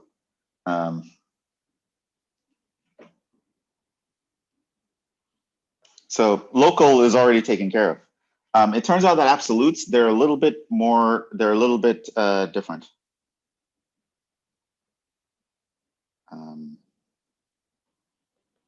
Absolute. Extrema. So the first thing is you want to realize that to make sure that these guys are existing, recall from earlier today, which technically would have been last class if we're in the regular semester. Recall the extreme value theorem shows these are only guaranteed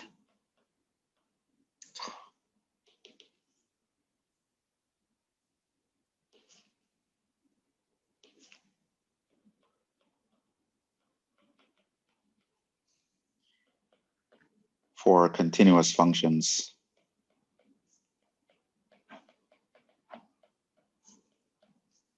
on closed intervals.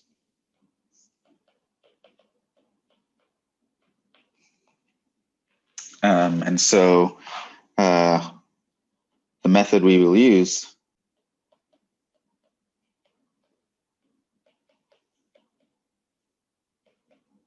is called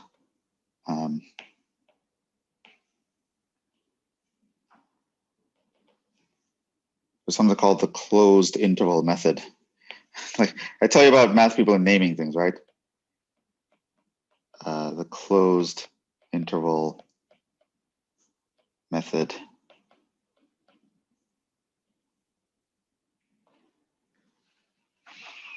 Okay, so here's the closed interval method. It is going to tell us how to find absolute maximums and minimums on a closed interval. So let's actually talk about that. Suppose it's not hard, but you have to kind of know the steps. Suppose f of x is continuous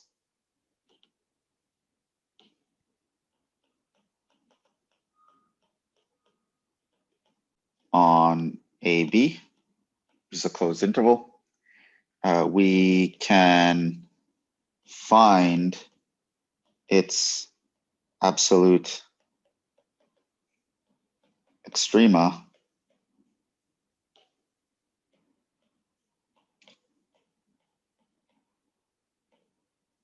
which are guaranteed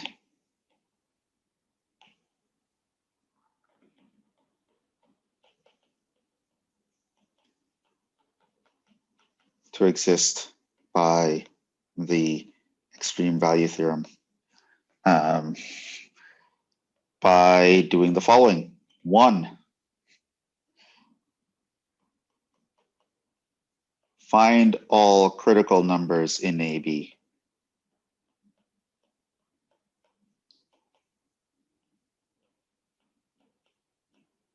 Right, so you're just going to go through, you're going to find all critical numbers, and you're going to evaluate the function there.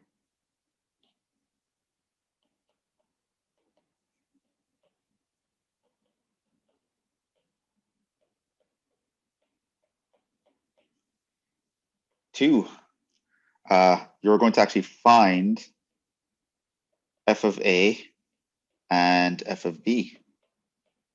This is called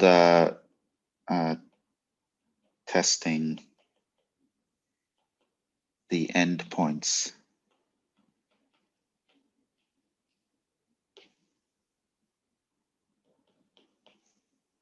Okay, so you're going to find the critical numbers. You're going to evaluate the function at the critical numbers. You're going to find the you're going to evaluate the function at the endpoints. 2, 3. You're going to compare the outputs in steps 1 and 2. And the largest y value is going to be the absolute max, and the smallest y value is going to be the absolute min.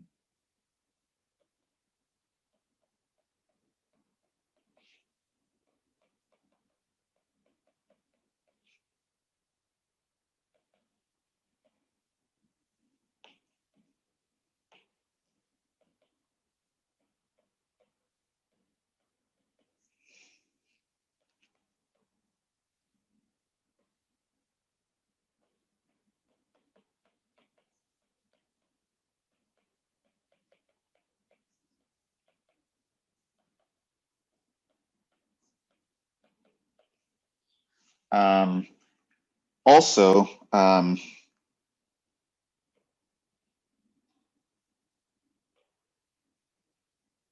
the absolute extrema are stated as points or in a way to identify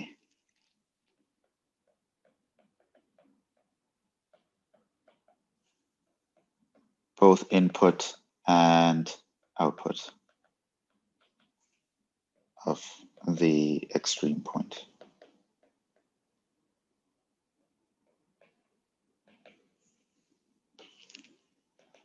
So something like, example, your answer would say something like f of x naught equals y naught is the absolute max, right? Where you can say the input or the output. Or you could say something like x naught y naught is an absolute max. All right, so we usually like to identify both the input and output at the extreme point, and that's kind of how we say the answer.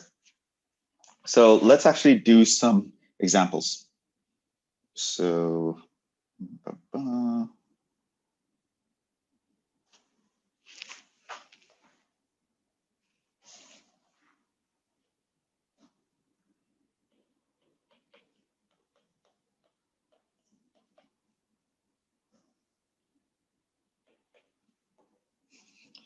find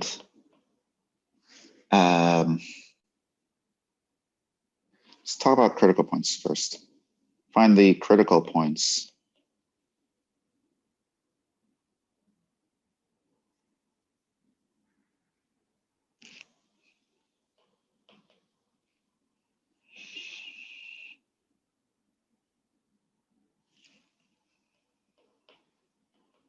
of the following. I don't know if I want critical points or critical numbers, but whatever. A, y equals x. B, y equals absolute value of x.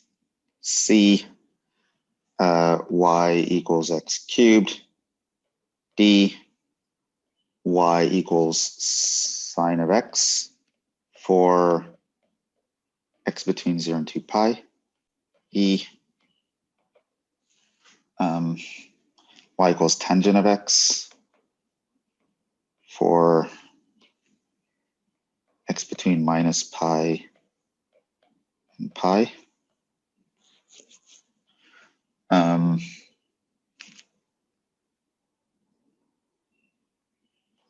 F, y equals x to the fourth minus x minus 4x squared.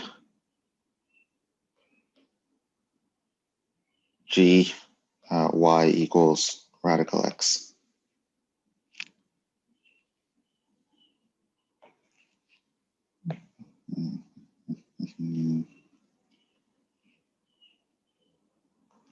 do those.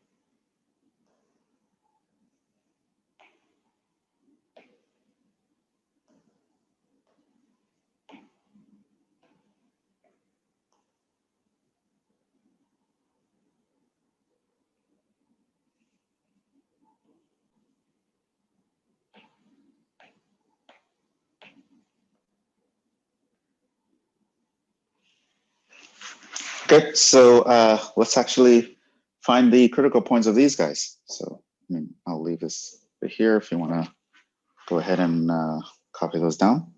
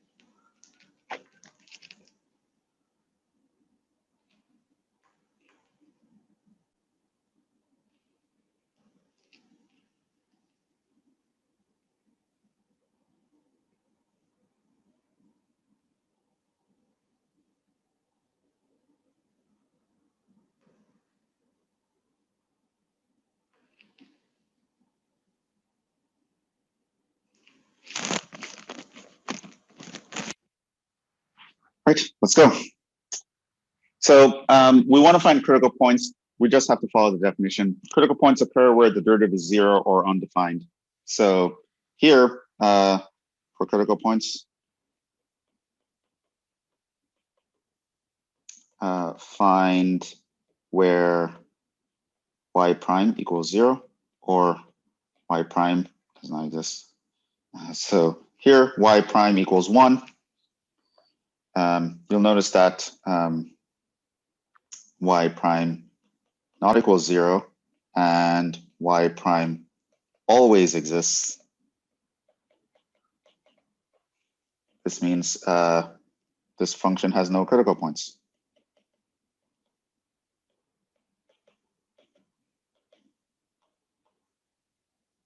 Okay, cool. The line y equals x has no critical points.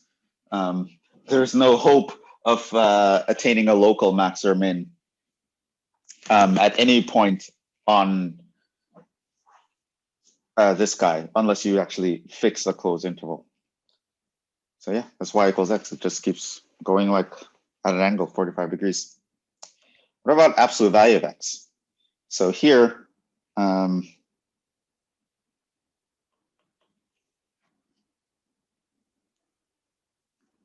this means that our y is going to be x if x is greater than 0, 0 if x equals 0, minus x if x is less than 0.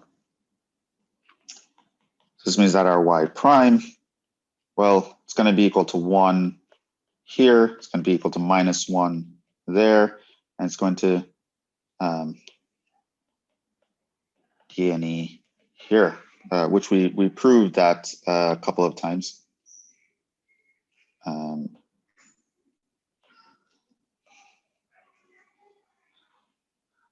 This means x equals 0 gives critical point. And so this means that your critical point is 0, 0.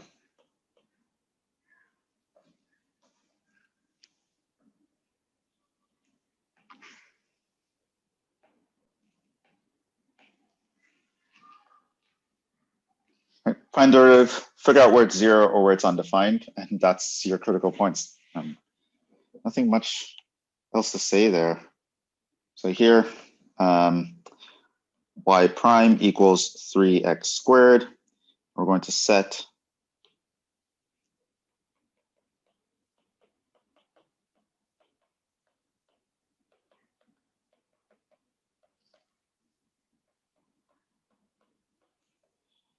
here, it's never undefined. Y prime is a polynomial.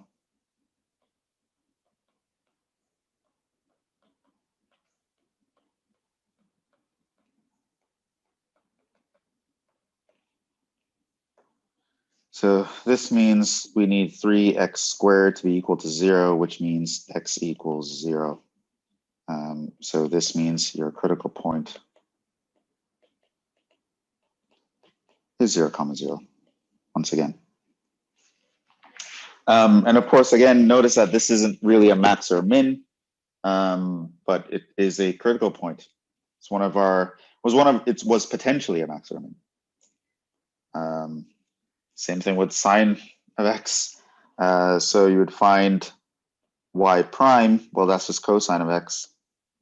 And for critical points, set y prime equals 0 or undefined. Cosine is always undefined. It's continuous everywhere. So this means I need that cosine must be 0. So now I'm thinking of all the for x in 0 to 2 pi. So you should remember where cosine is 0. Cosine is 0 at all odd multiples of pi over 2. So within 0 and 2 pi, that's going to be pi over 2 and 3 pi over 2. X equals pi over 2, or x equals 3 pi over 2. Now, sine of pi over 2 is 1, and sine of 3 pi over 2 is minus 1. And so this tells you that your critical points are pi over 2, 1, and 3 pi over 2, minus 1.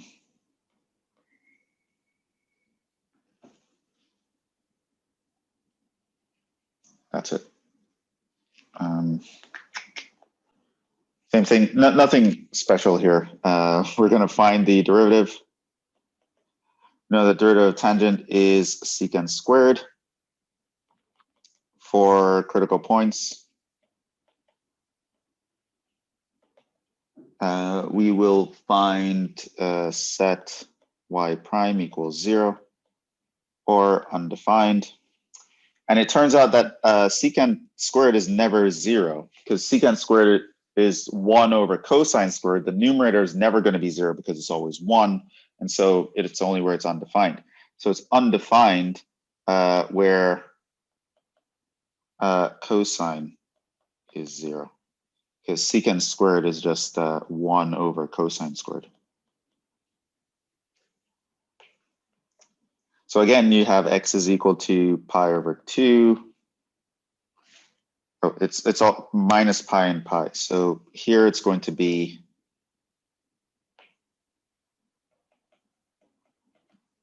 minus pi over 2 or pi over 2. And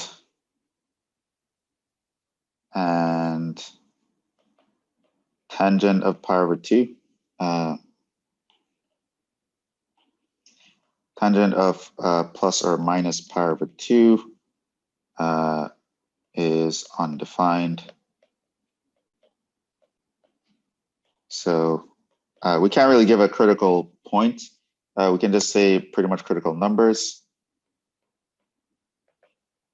are x equals minus pi over 2 and x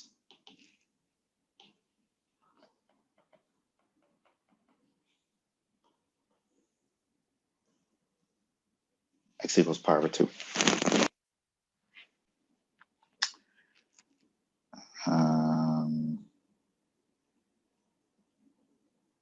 So that's that one. F, same deal.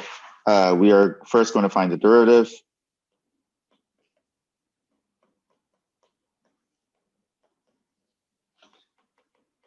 For critical points, I'm going to set y prime equals 0 or y prime undefined. Never happens because it's a polynomial. So this means we want 4x cubed minus 8x to be 0. Then we have to solve this. Of course, 4x is a common term, x squared minus 2. So this is 4x, x minus radical 2, x plus rad 2. So this means critical numbers are x equals 0, x equals minus rad 2, x equals positive rad 2. So y at 0 is just 0. So that's 0, 0.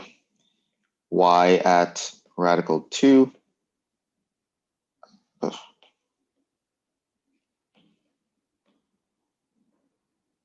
Y at radical 2 equals, we're going to just plug it in here.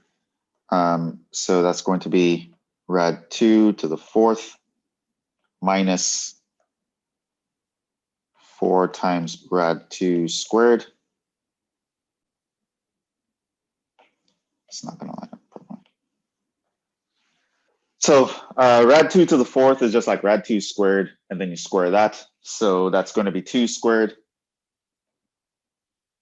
It's going to be 4 minus 8 is minus 4. And of course, y minus rad 2 is actually also going to be minus 4 because you have even powers. So this means that your critical points, we have 0, 0. We have radical 2, minus 4. And we have minus rad 2, minus 4.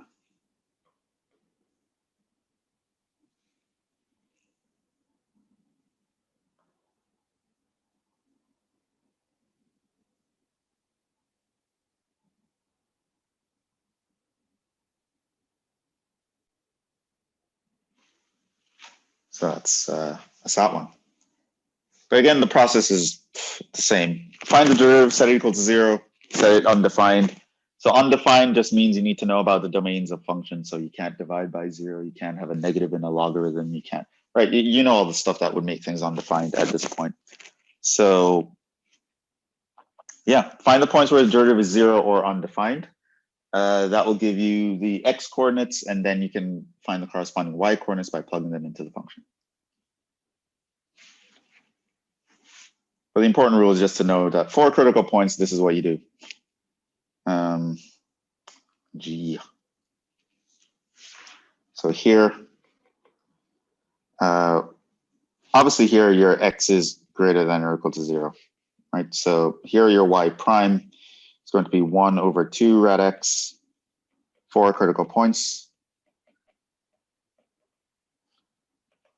You're going to set y prime equals 0 or undefined. Y prime is never 0. Where is it undefined? This means x equals 0. And y of 0 equals 0. Because y of 0 is just the square root of 0, which is 0. And so your critical point is just going to be 0, 0, which is, it's actually a minimum, right?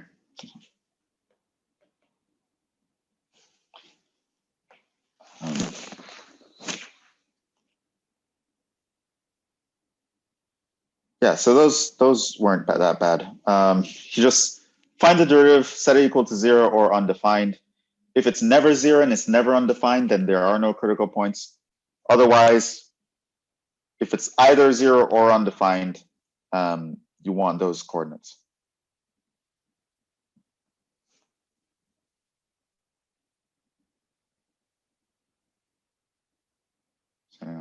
there any questions here with any of these? So I'm not going to ask you like a whole problem where I ask you directly, oh, find the critical points. But I will be asking you things where you will need to find the critical points in order to answer those things. So just know that the act of finding the critical point isn't a big deal, provided that you know how to find derivatives and you know how to solve equations, which at this point, I guess you should know.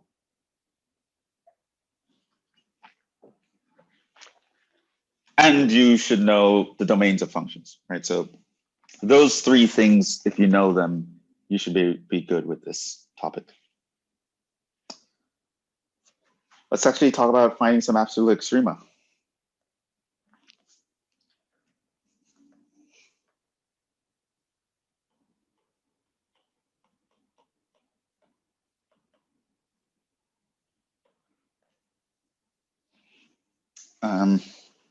Find the absolute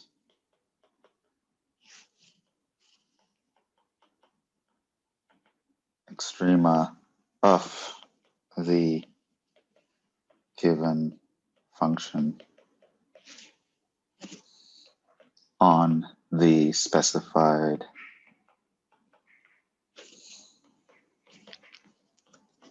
interval. So A, here's one, y equals x to the fourth minus 4x squared.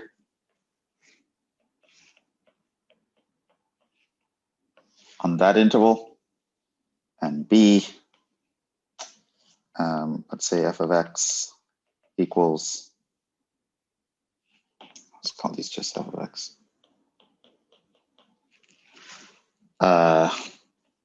2 sine x minus cosine 2x on 0 to 2 pi.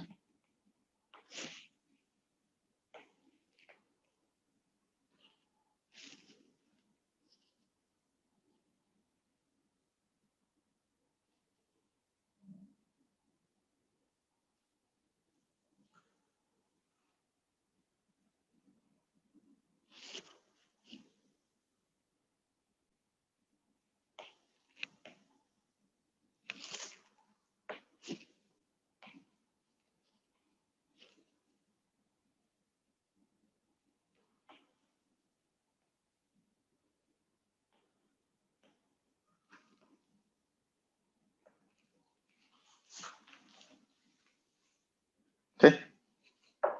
So I'll give you some time to like copy those down or take a picture or something.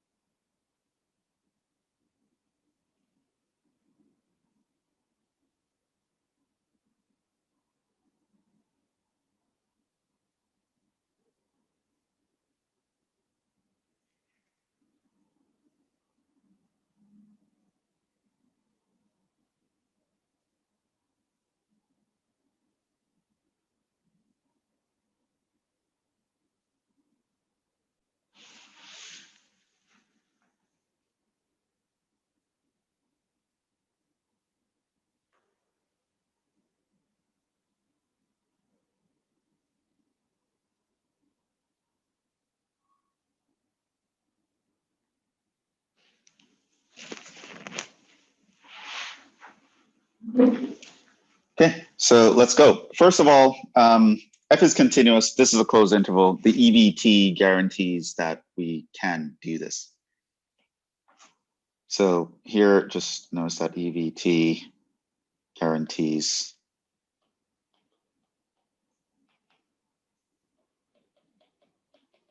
the existence of the absolute extreme points. Okay. F is a polynomial, which means it's continuous. It's continuous everywhere. So in particular, it's continuous on this interval, -1 to 3. So it definitely has absolute maximums and minimums. So now, how do you actually do that when you're finding absolute max and mins? Remember, we employ the closed interval method. This is always how you do it. Now, remember what the method says. The mistakes, besides the rookie mistake of students telling me that, oh, this doesn't exist, the mistakes that I see are more like students just doing unnecessary work. So they would do things they wouldn't have to do. So I find that it's quite often students might try to do like the first derivative test here, and they're like testing that, oh, this is a max or a min. Not necessary at all, right? The closed interval method does not say you have to test anything. You do not need to know if it's a local max or min. All you're going to do is find the critical points and evaluate them. That's it. You don't have to plot a number line or do anything like that. Then you're just going to test the endpoints. Then you're going to make a comparison. You don't have to do anything else. If you're doing something else, you're doing extra, and you're just wasting time.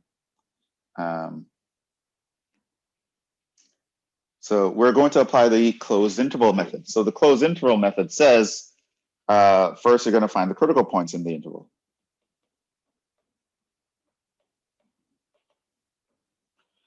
Did I emphasize in the interval? I should probably do that. Yeah, find the critical numbers in the interval.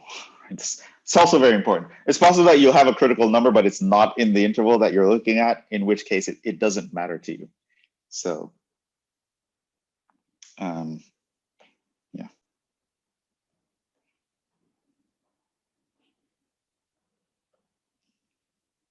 Okay. So first we're going to find critical points. So again, set f prime.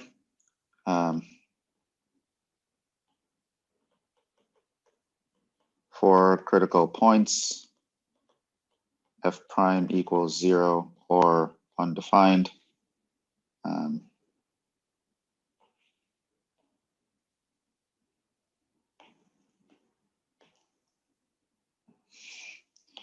here f prime equals 4x cubed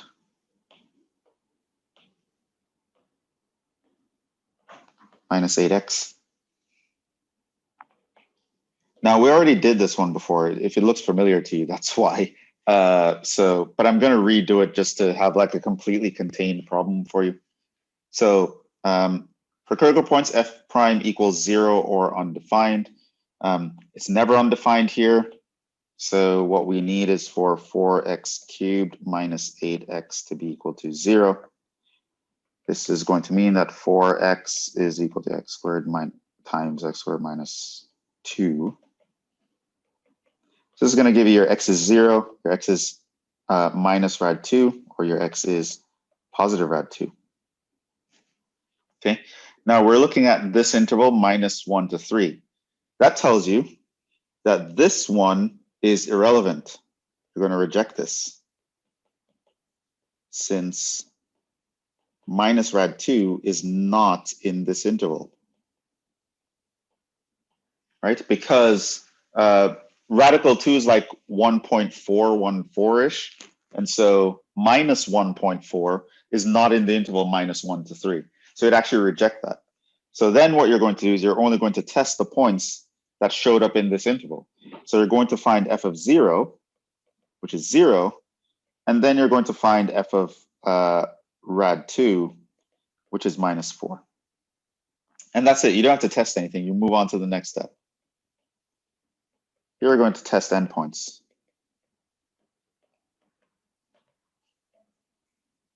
Okay, so you find the critical points. This is where derivative is 0 undefined. You evaluate the function at those points. Then you find the value of the function at the endpoints, which are minus 1 and 3. So you're going to find f of minus 1, and you're going to find f of 3. Okay, so f was x to the 4th minus 4x squared.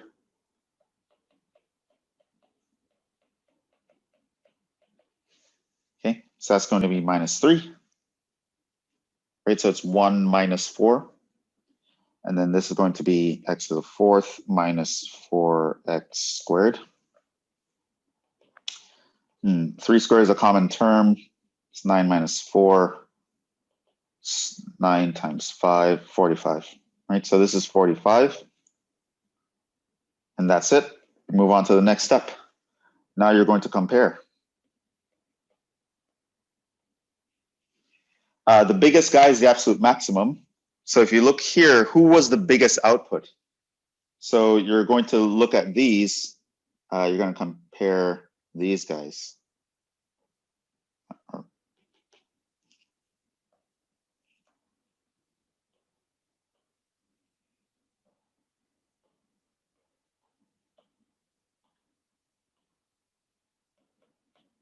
Compare. Notice that 45 is the biggest. That's your absolute max. So you would write here, we're almost there. We would write here, f of 3 equals 45 is your absolute max. Then you look for the smallest guy, that's at radical 2. F of rad 2 equals -4 is your absolute min. And that would be your answer. Okay, so that was the closed interval method. It takes 3 steps. And the steps are to find your critical points and evaluate the function at those critical points. Then to evaluate the function at the endpoints. And then in step 3, you compare all these values. Whoever gave you the biggest y value is going to be your absolute max. Whoever gave you the smallest y value is going to be your absolute min. And other than that, you don't have to do anything. You don't have to plot number lines. You don't have to do any of that, which I see students do all the time, but it's not necessary. You judge only by the outputs. Like absolute max or min just means the output at this function is the biggest in the whole thing, on the whole interval.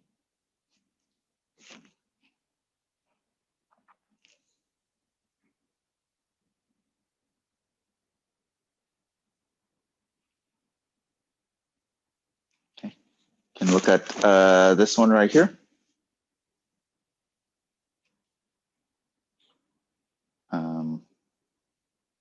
It's going to be essentially the same idea. And again, this guy here is continuous. So EVT says the absolute extrema exists. Okay, so we don't have to worry about that, right? Sine of x is continuous, cosine of 2x is continuous everywhere. So they're definitely continuous between 0 and 2 pi. When you add 2 continuous functions, you get a continuous function. You get a continuous function. We had that on in a theorem.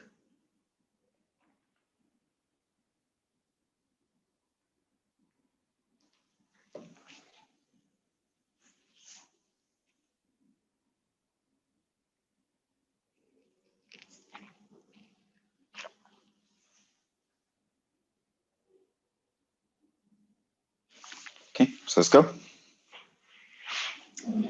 Step 1. Color. Step 1, we're going to find the critical points.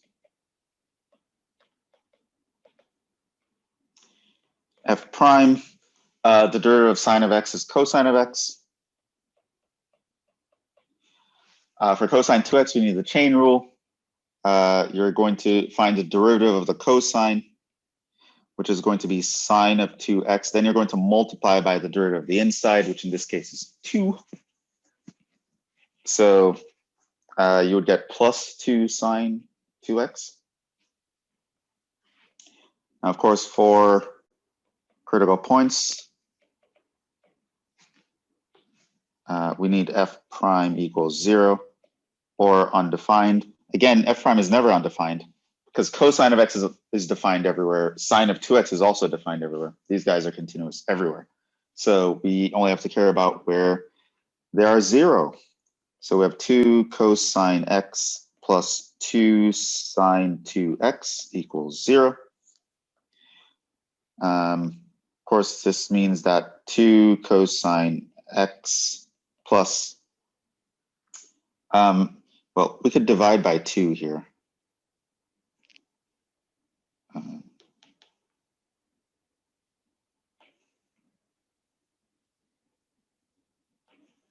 Divide by 2, divide by 2, divide by 2. And so those guys are gone. And then what I could do is, of course, we all remember what sine of 2x is. That's just 2 sine x cosine x.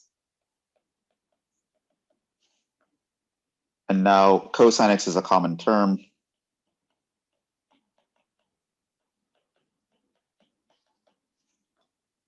And so now we either have cosine of x equals 0, or we have 1 plus 2 sine x equals 0.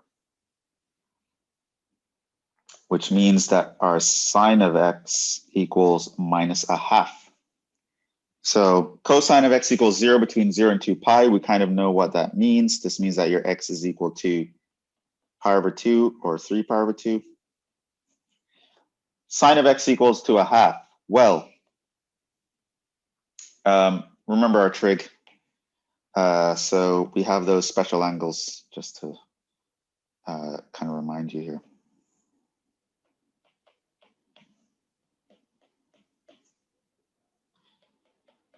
So again, pi over 6, which is 30 degrees, pi over 4, 45 degrees, pi over 3, which is 60 degrees. To fill out this table, sine top row, cosine bottom row, and for sine, count up from 1 to 3, backwards with cosine, take the square root of everybody. Square root of 1 is just 1, so you don't have to do it. Then you divide everyone by 2. Right, and that's how you can remember what these guys are. So we care about where the sine function outputs a half. Where's negative a half? Well, the negative would come from the quadrant that you're in. So this tells you that, I don't know if I should keep this in blue. Pi over 6 means you divide pi into 6 pieces. And this is one of the pieces that you care about. This happens at pi over 6. This is where you get the sine of pi over 6 is positive a half. And you can do the same for the bottom part of the circle. Then you remember, well, all students take calculus. So you know that the sine function is negative in the bottom too. So what you want is you want these guys right here. And the table tells you about this guy. And how do you figure out what those guys are? Well, you just count off how many slices there are, and that's how many pi over 6s you need. So 1 is 1, 2, 3, 4, 5, 6, 7. 1, 2, 3, 4, 5, 6, 7. So this here is 7 pi over 6. And then 1, 2, 3, 4, 5, 6, 7, 8, 9, 10, 11. It's 11 pi over 6. So those are the two values.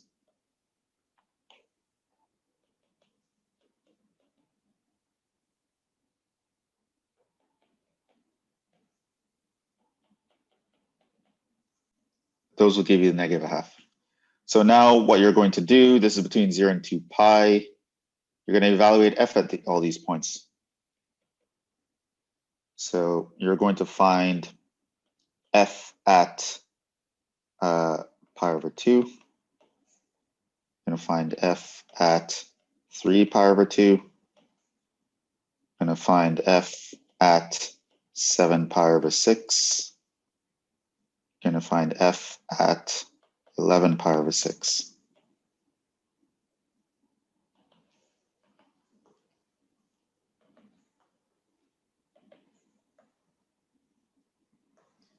And our f is 2 sine x cosine 2x. It's going to be 2 sine of pi over 2 minus cosine of 2 pi over 2. 2 sine x minus cosine of 2x. Okay. Right. So that is going to be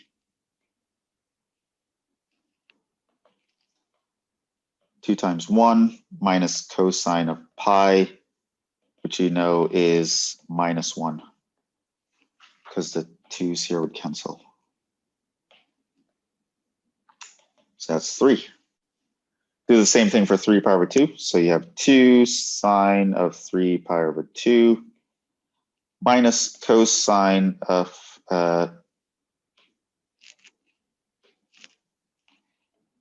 2 times 3 pi over 2.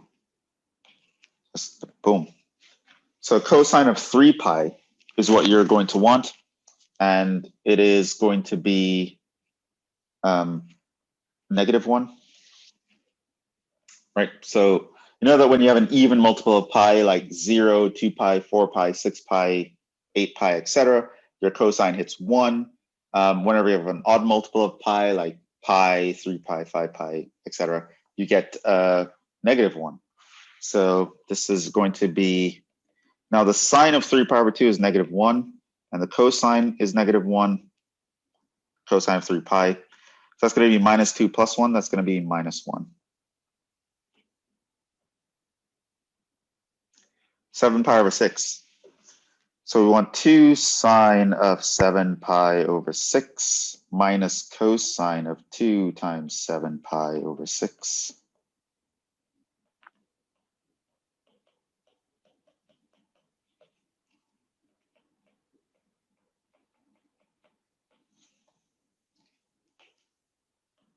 So that's what we want. We already know that sine of pi over 6 is a half, so 7 pi over 6 is in the, already showed you this.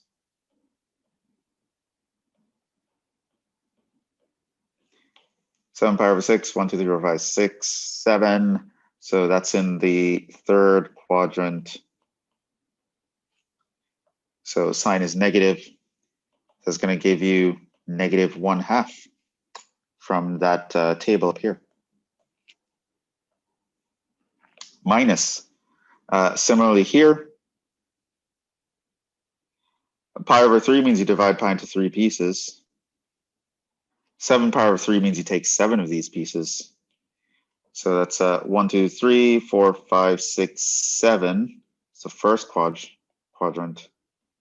So your cosine is going to be positive. It's going to give you the positive version of cosine of pi over 3. Cosine of pi over 3 you know is a half. How do you know cosine of pi over 3 is a half? Because you memorize this table up here.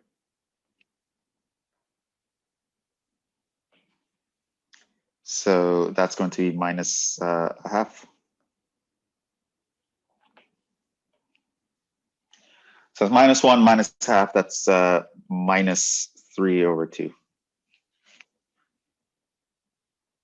11 pi over 6. So we have sine, we have 2 sine.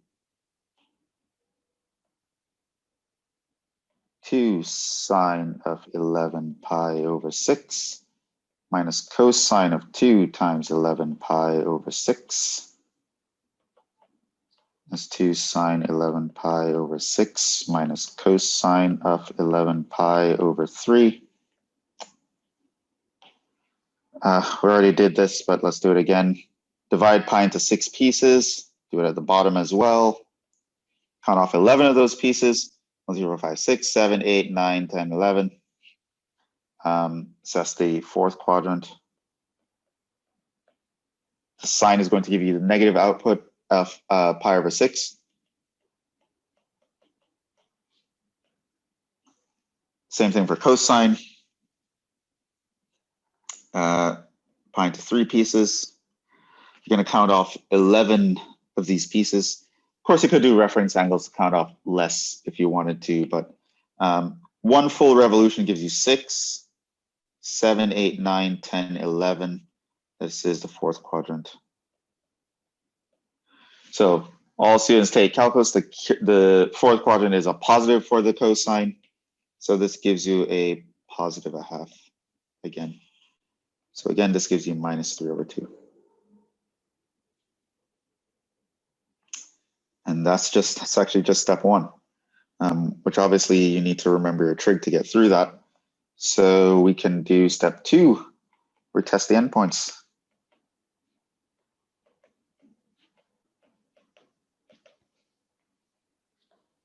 This means we're going to need f of 0, and we're going to need f of 2 pi. So we need 2 sine of 0 minus cosine of 2 times 0. Sine of 0 is 0. Cosine of 0 is 1. So this is minus 1. We need 2 sine of 2 pi minus cosine times 2 times 2 pi. Sine of any multiple of pi is 0. Cosine of any even multiple of pi is 1. So again, you get minus 1. Brings us to step 3, where we're going to compare.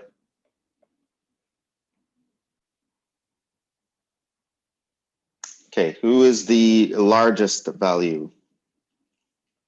3. 3 is the largest value at pi over 2.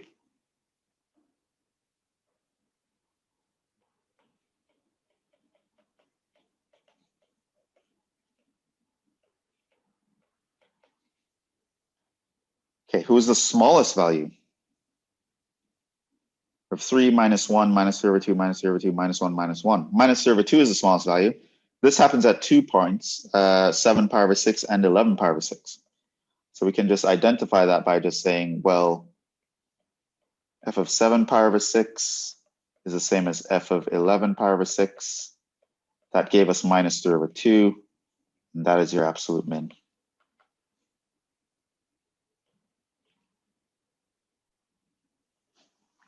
And yeah, that is your completed example.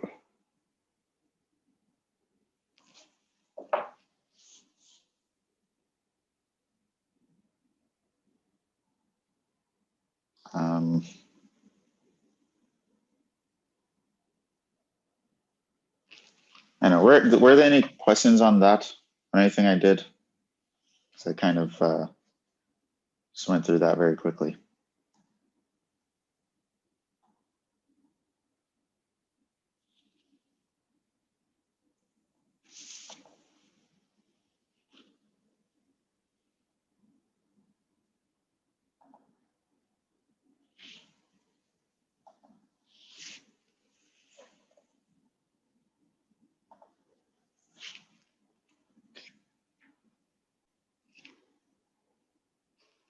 Okay, so that's the closed interval method. It is something you should know, because I will definitely ask you a question like this.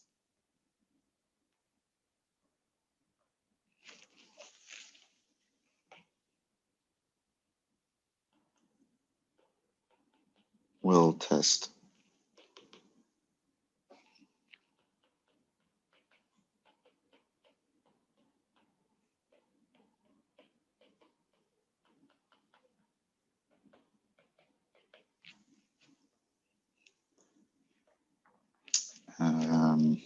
Yeah. That pretty much finishes this section.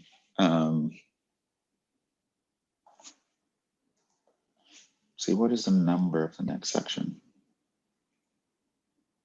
I know how far I'm going to get with this, but this is a 3.2. Maybe I can introduce some of the ideas and then pick up with it tomorrow. 3.2. What we're going to talk about is the. Maybe I should.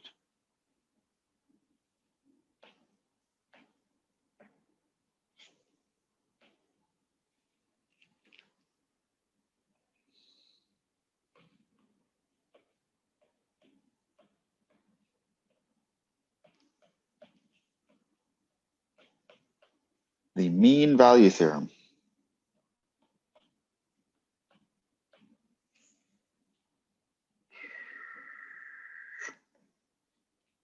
I call it MVT.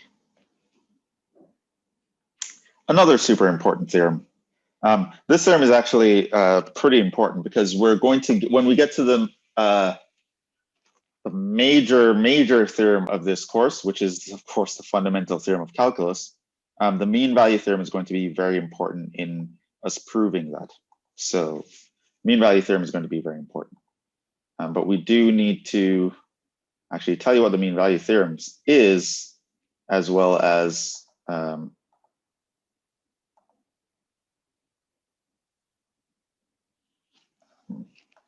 need to tell you about some background.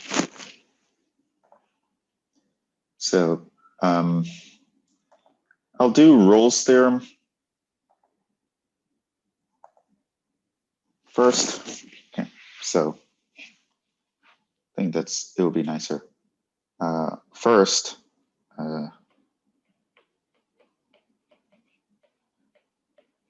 we will talk about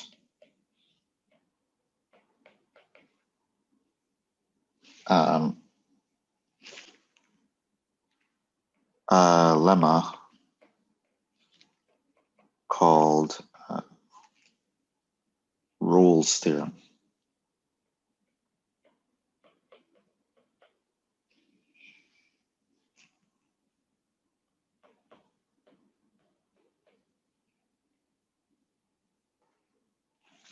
Now, this theorem, as well as the mean value theorem, well, the mean value theorem is less intuitive, I think, but this theorem is pretty intuitive, I would assume. So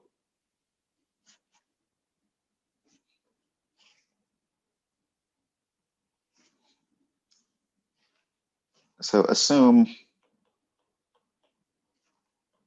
f of x is continuous on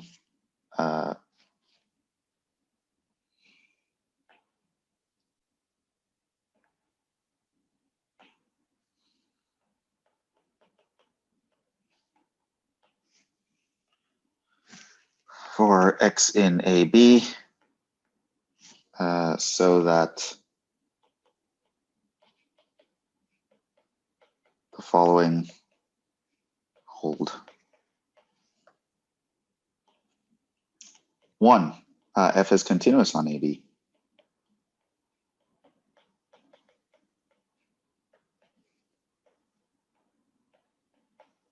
On the closed interval AB. And 2, what's not and? F of x, f is differentiable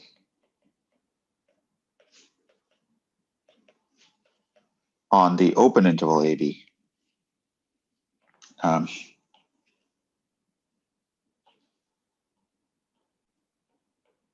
Note the difference.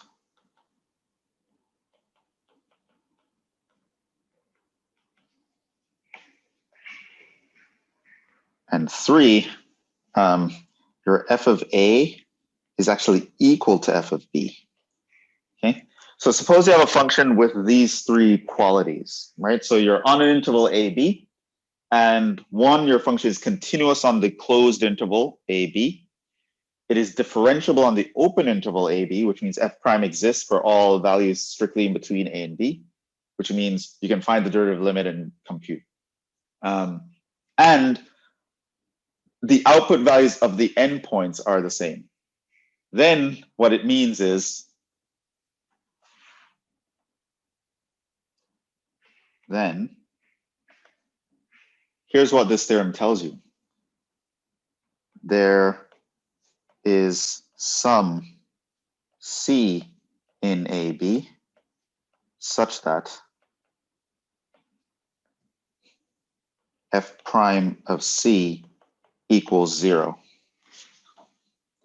Turns out that if you have these conditions here on a function, then somewhere on that interval, the derivative must be 0. Right? And it can be at one spot or it can be at several spots. And let me just illustrate, I guess.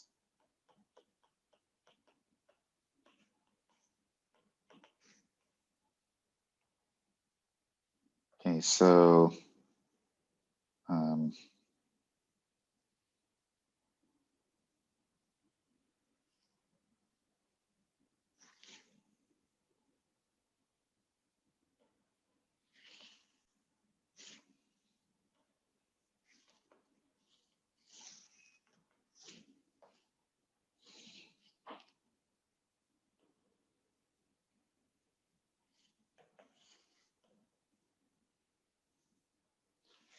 So here's a b.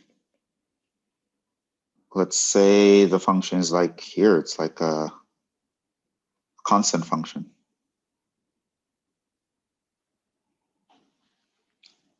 And this here is f of a, f of b. Another possibility, these are just illustrations. It doesn't have to be one of these. Suppose I have this guy, function does this.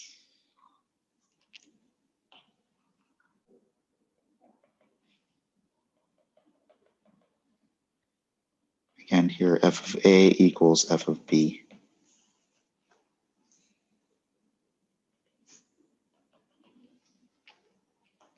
Okay.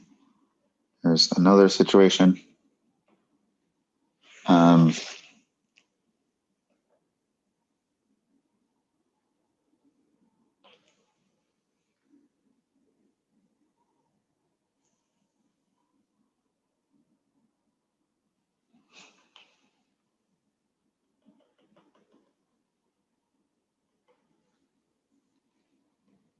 Here's f of a equals f of b. Okay, and function is doing this.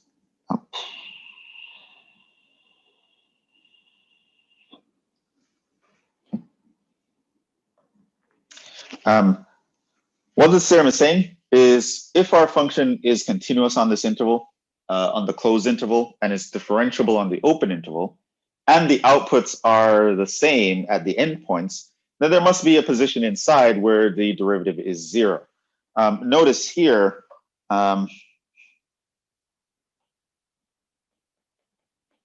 for all c in AB, your f prime of c equals 0, right? No matter where you are here, if you draw a tangent line, the derivative is 0, right? It's horizontal, right? And that was, I did do a bonus problem in the test like that. So it's horizontal. So similarly here, it's at this point here, right? That's your c. Notice that f prime of c is equal to 0. So it's also horizontal, right? If you look at here in this case, look at here, you'd have a horizontal tangent line. If you look here, you'd have a horizontal tangent line. You look here, you have a horizontal tangent line. Here, you have a horizontal tangent line.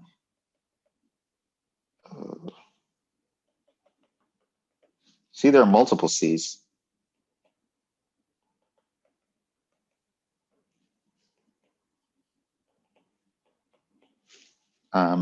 So here you can have f prime of c. So here you can have f prime of c equals 0 for c equals c1, c2, c3, or c4, right? So it could happen at multiple spots, but the thing is it's guaranteed to happen. And this should kind of make sense because if you have the two outputs, the two endpoints being the same output, then either you're constant or you're not, in which case you'd have to go straight across, in which case all points have slope 0. The moment you leave this one and you have to come back, you had to create a maximum. And then Fermat's theorem tells you, well, once you have a maximum point and you can differentiate the curve the whole time, that derivative must be 0. If you go down, you'd eventually have to come back up.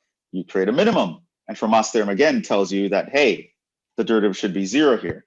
So you're not going to escape the fact that you have to be, your derivative has to be 0 at some point in the middle.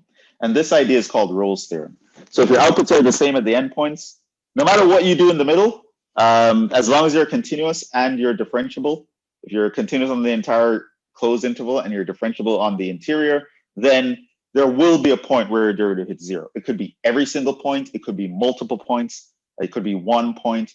But the idea is whether you're constant It'll be everything. But the moment you deviate from that y value, you would eventually have to come back to that y value, and that would create a maximum or a minimum, which gives us the theorem. In fact, let me actually show that proof of Rolle's theorem.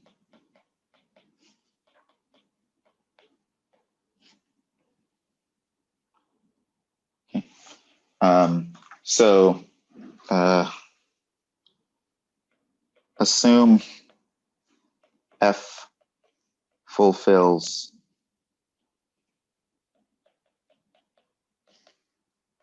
the properties 1, 2, 3 in Rolle's theorem.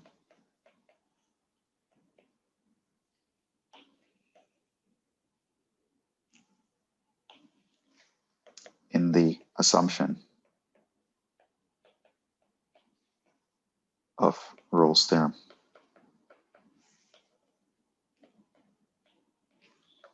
Then what you can say is then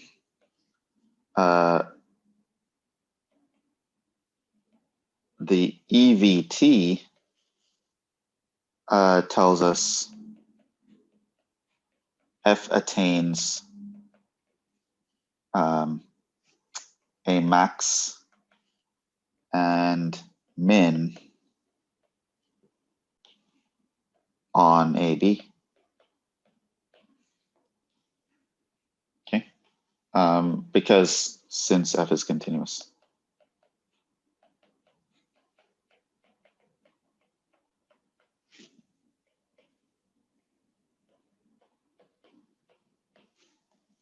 Okay, now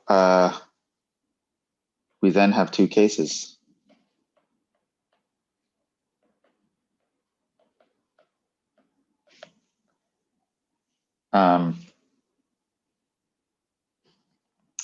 One, the extreme points are at the endpoints, or two,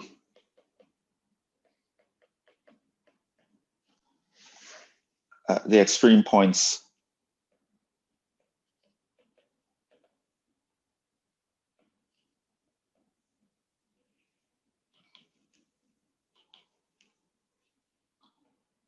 are in the interior.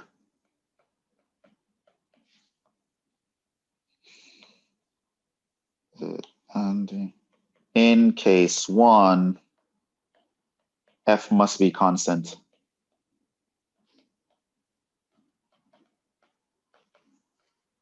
And so F prime of C equals 0 for all C in AB.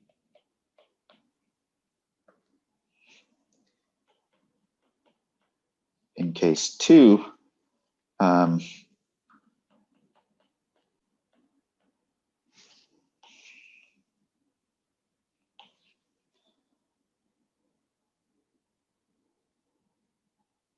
since F is differentiable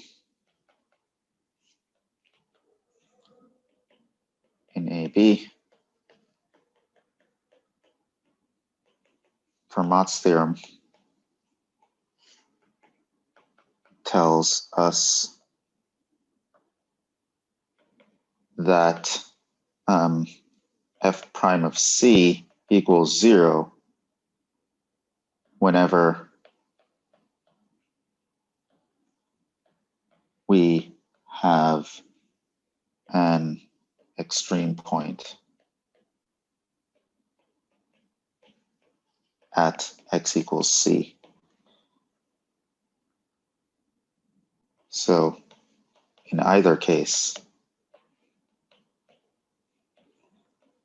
F prime of C equals 0 for some C in AB. That is Rolle's theorem. And we are pretty much, it's 9 p.m. I don't know if I want to.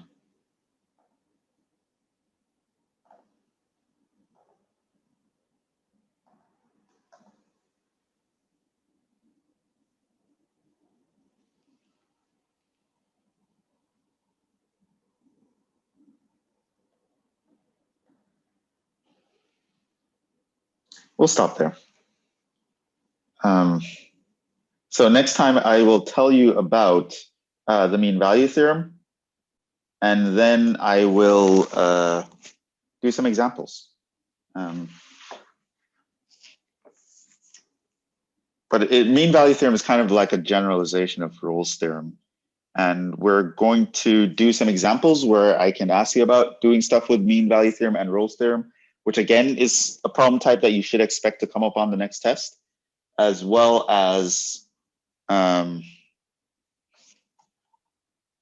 that's what we're going to do for next time. I don't remember what topic I'm doing afterwards. Let me check.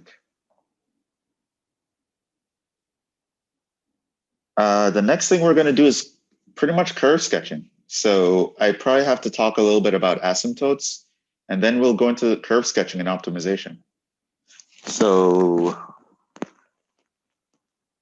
yeah, okay. So at this pace, I think we're going to hit the second part of the course, the part about integration, like starting Thursday, maybe even late Wednesday. And then we can finish that up next week. But yeah. All right, so we will stop there for tonight. We had a lot of theory, kind of a mixture of theory and examples today. Tomorrow should be more examples than theory, so it'll probably be a little bit more exciting. But yeah, for now we will stop there. No examples for you to try, but for tomorrow, instead of like working on examples, I would suggest that you look over your tests and do regrade requests if you have any issues. And we will essentially stop right there tonight. So we'll stop right there.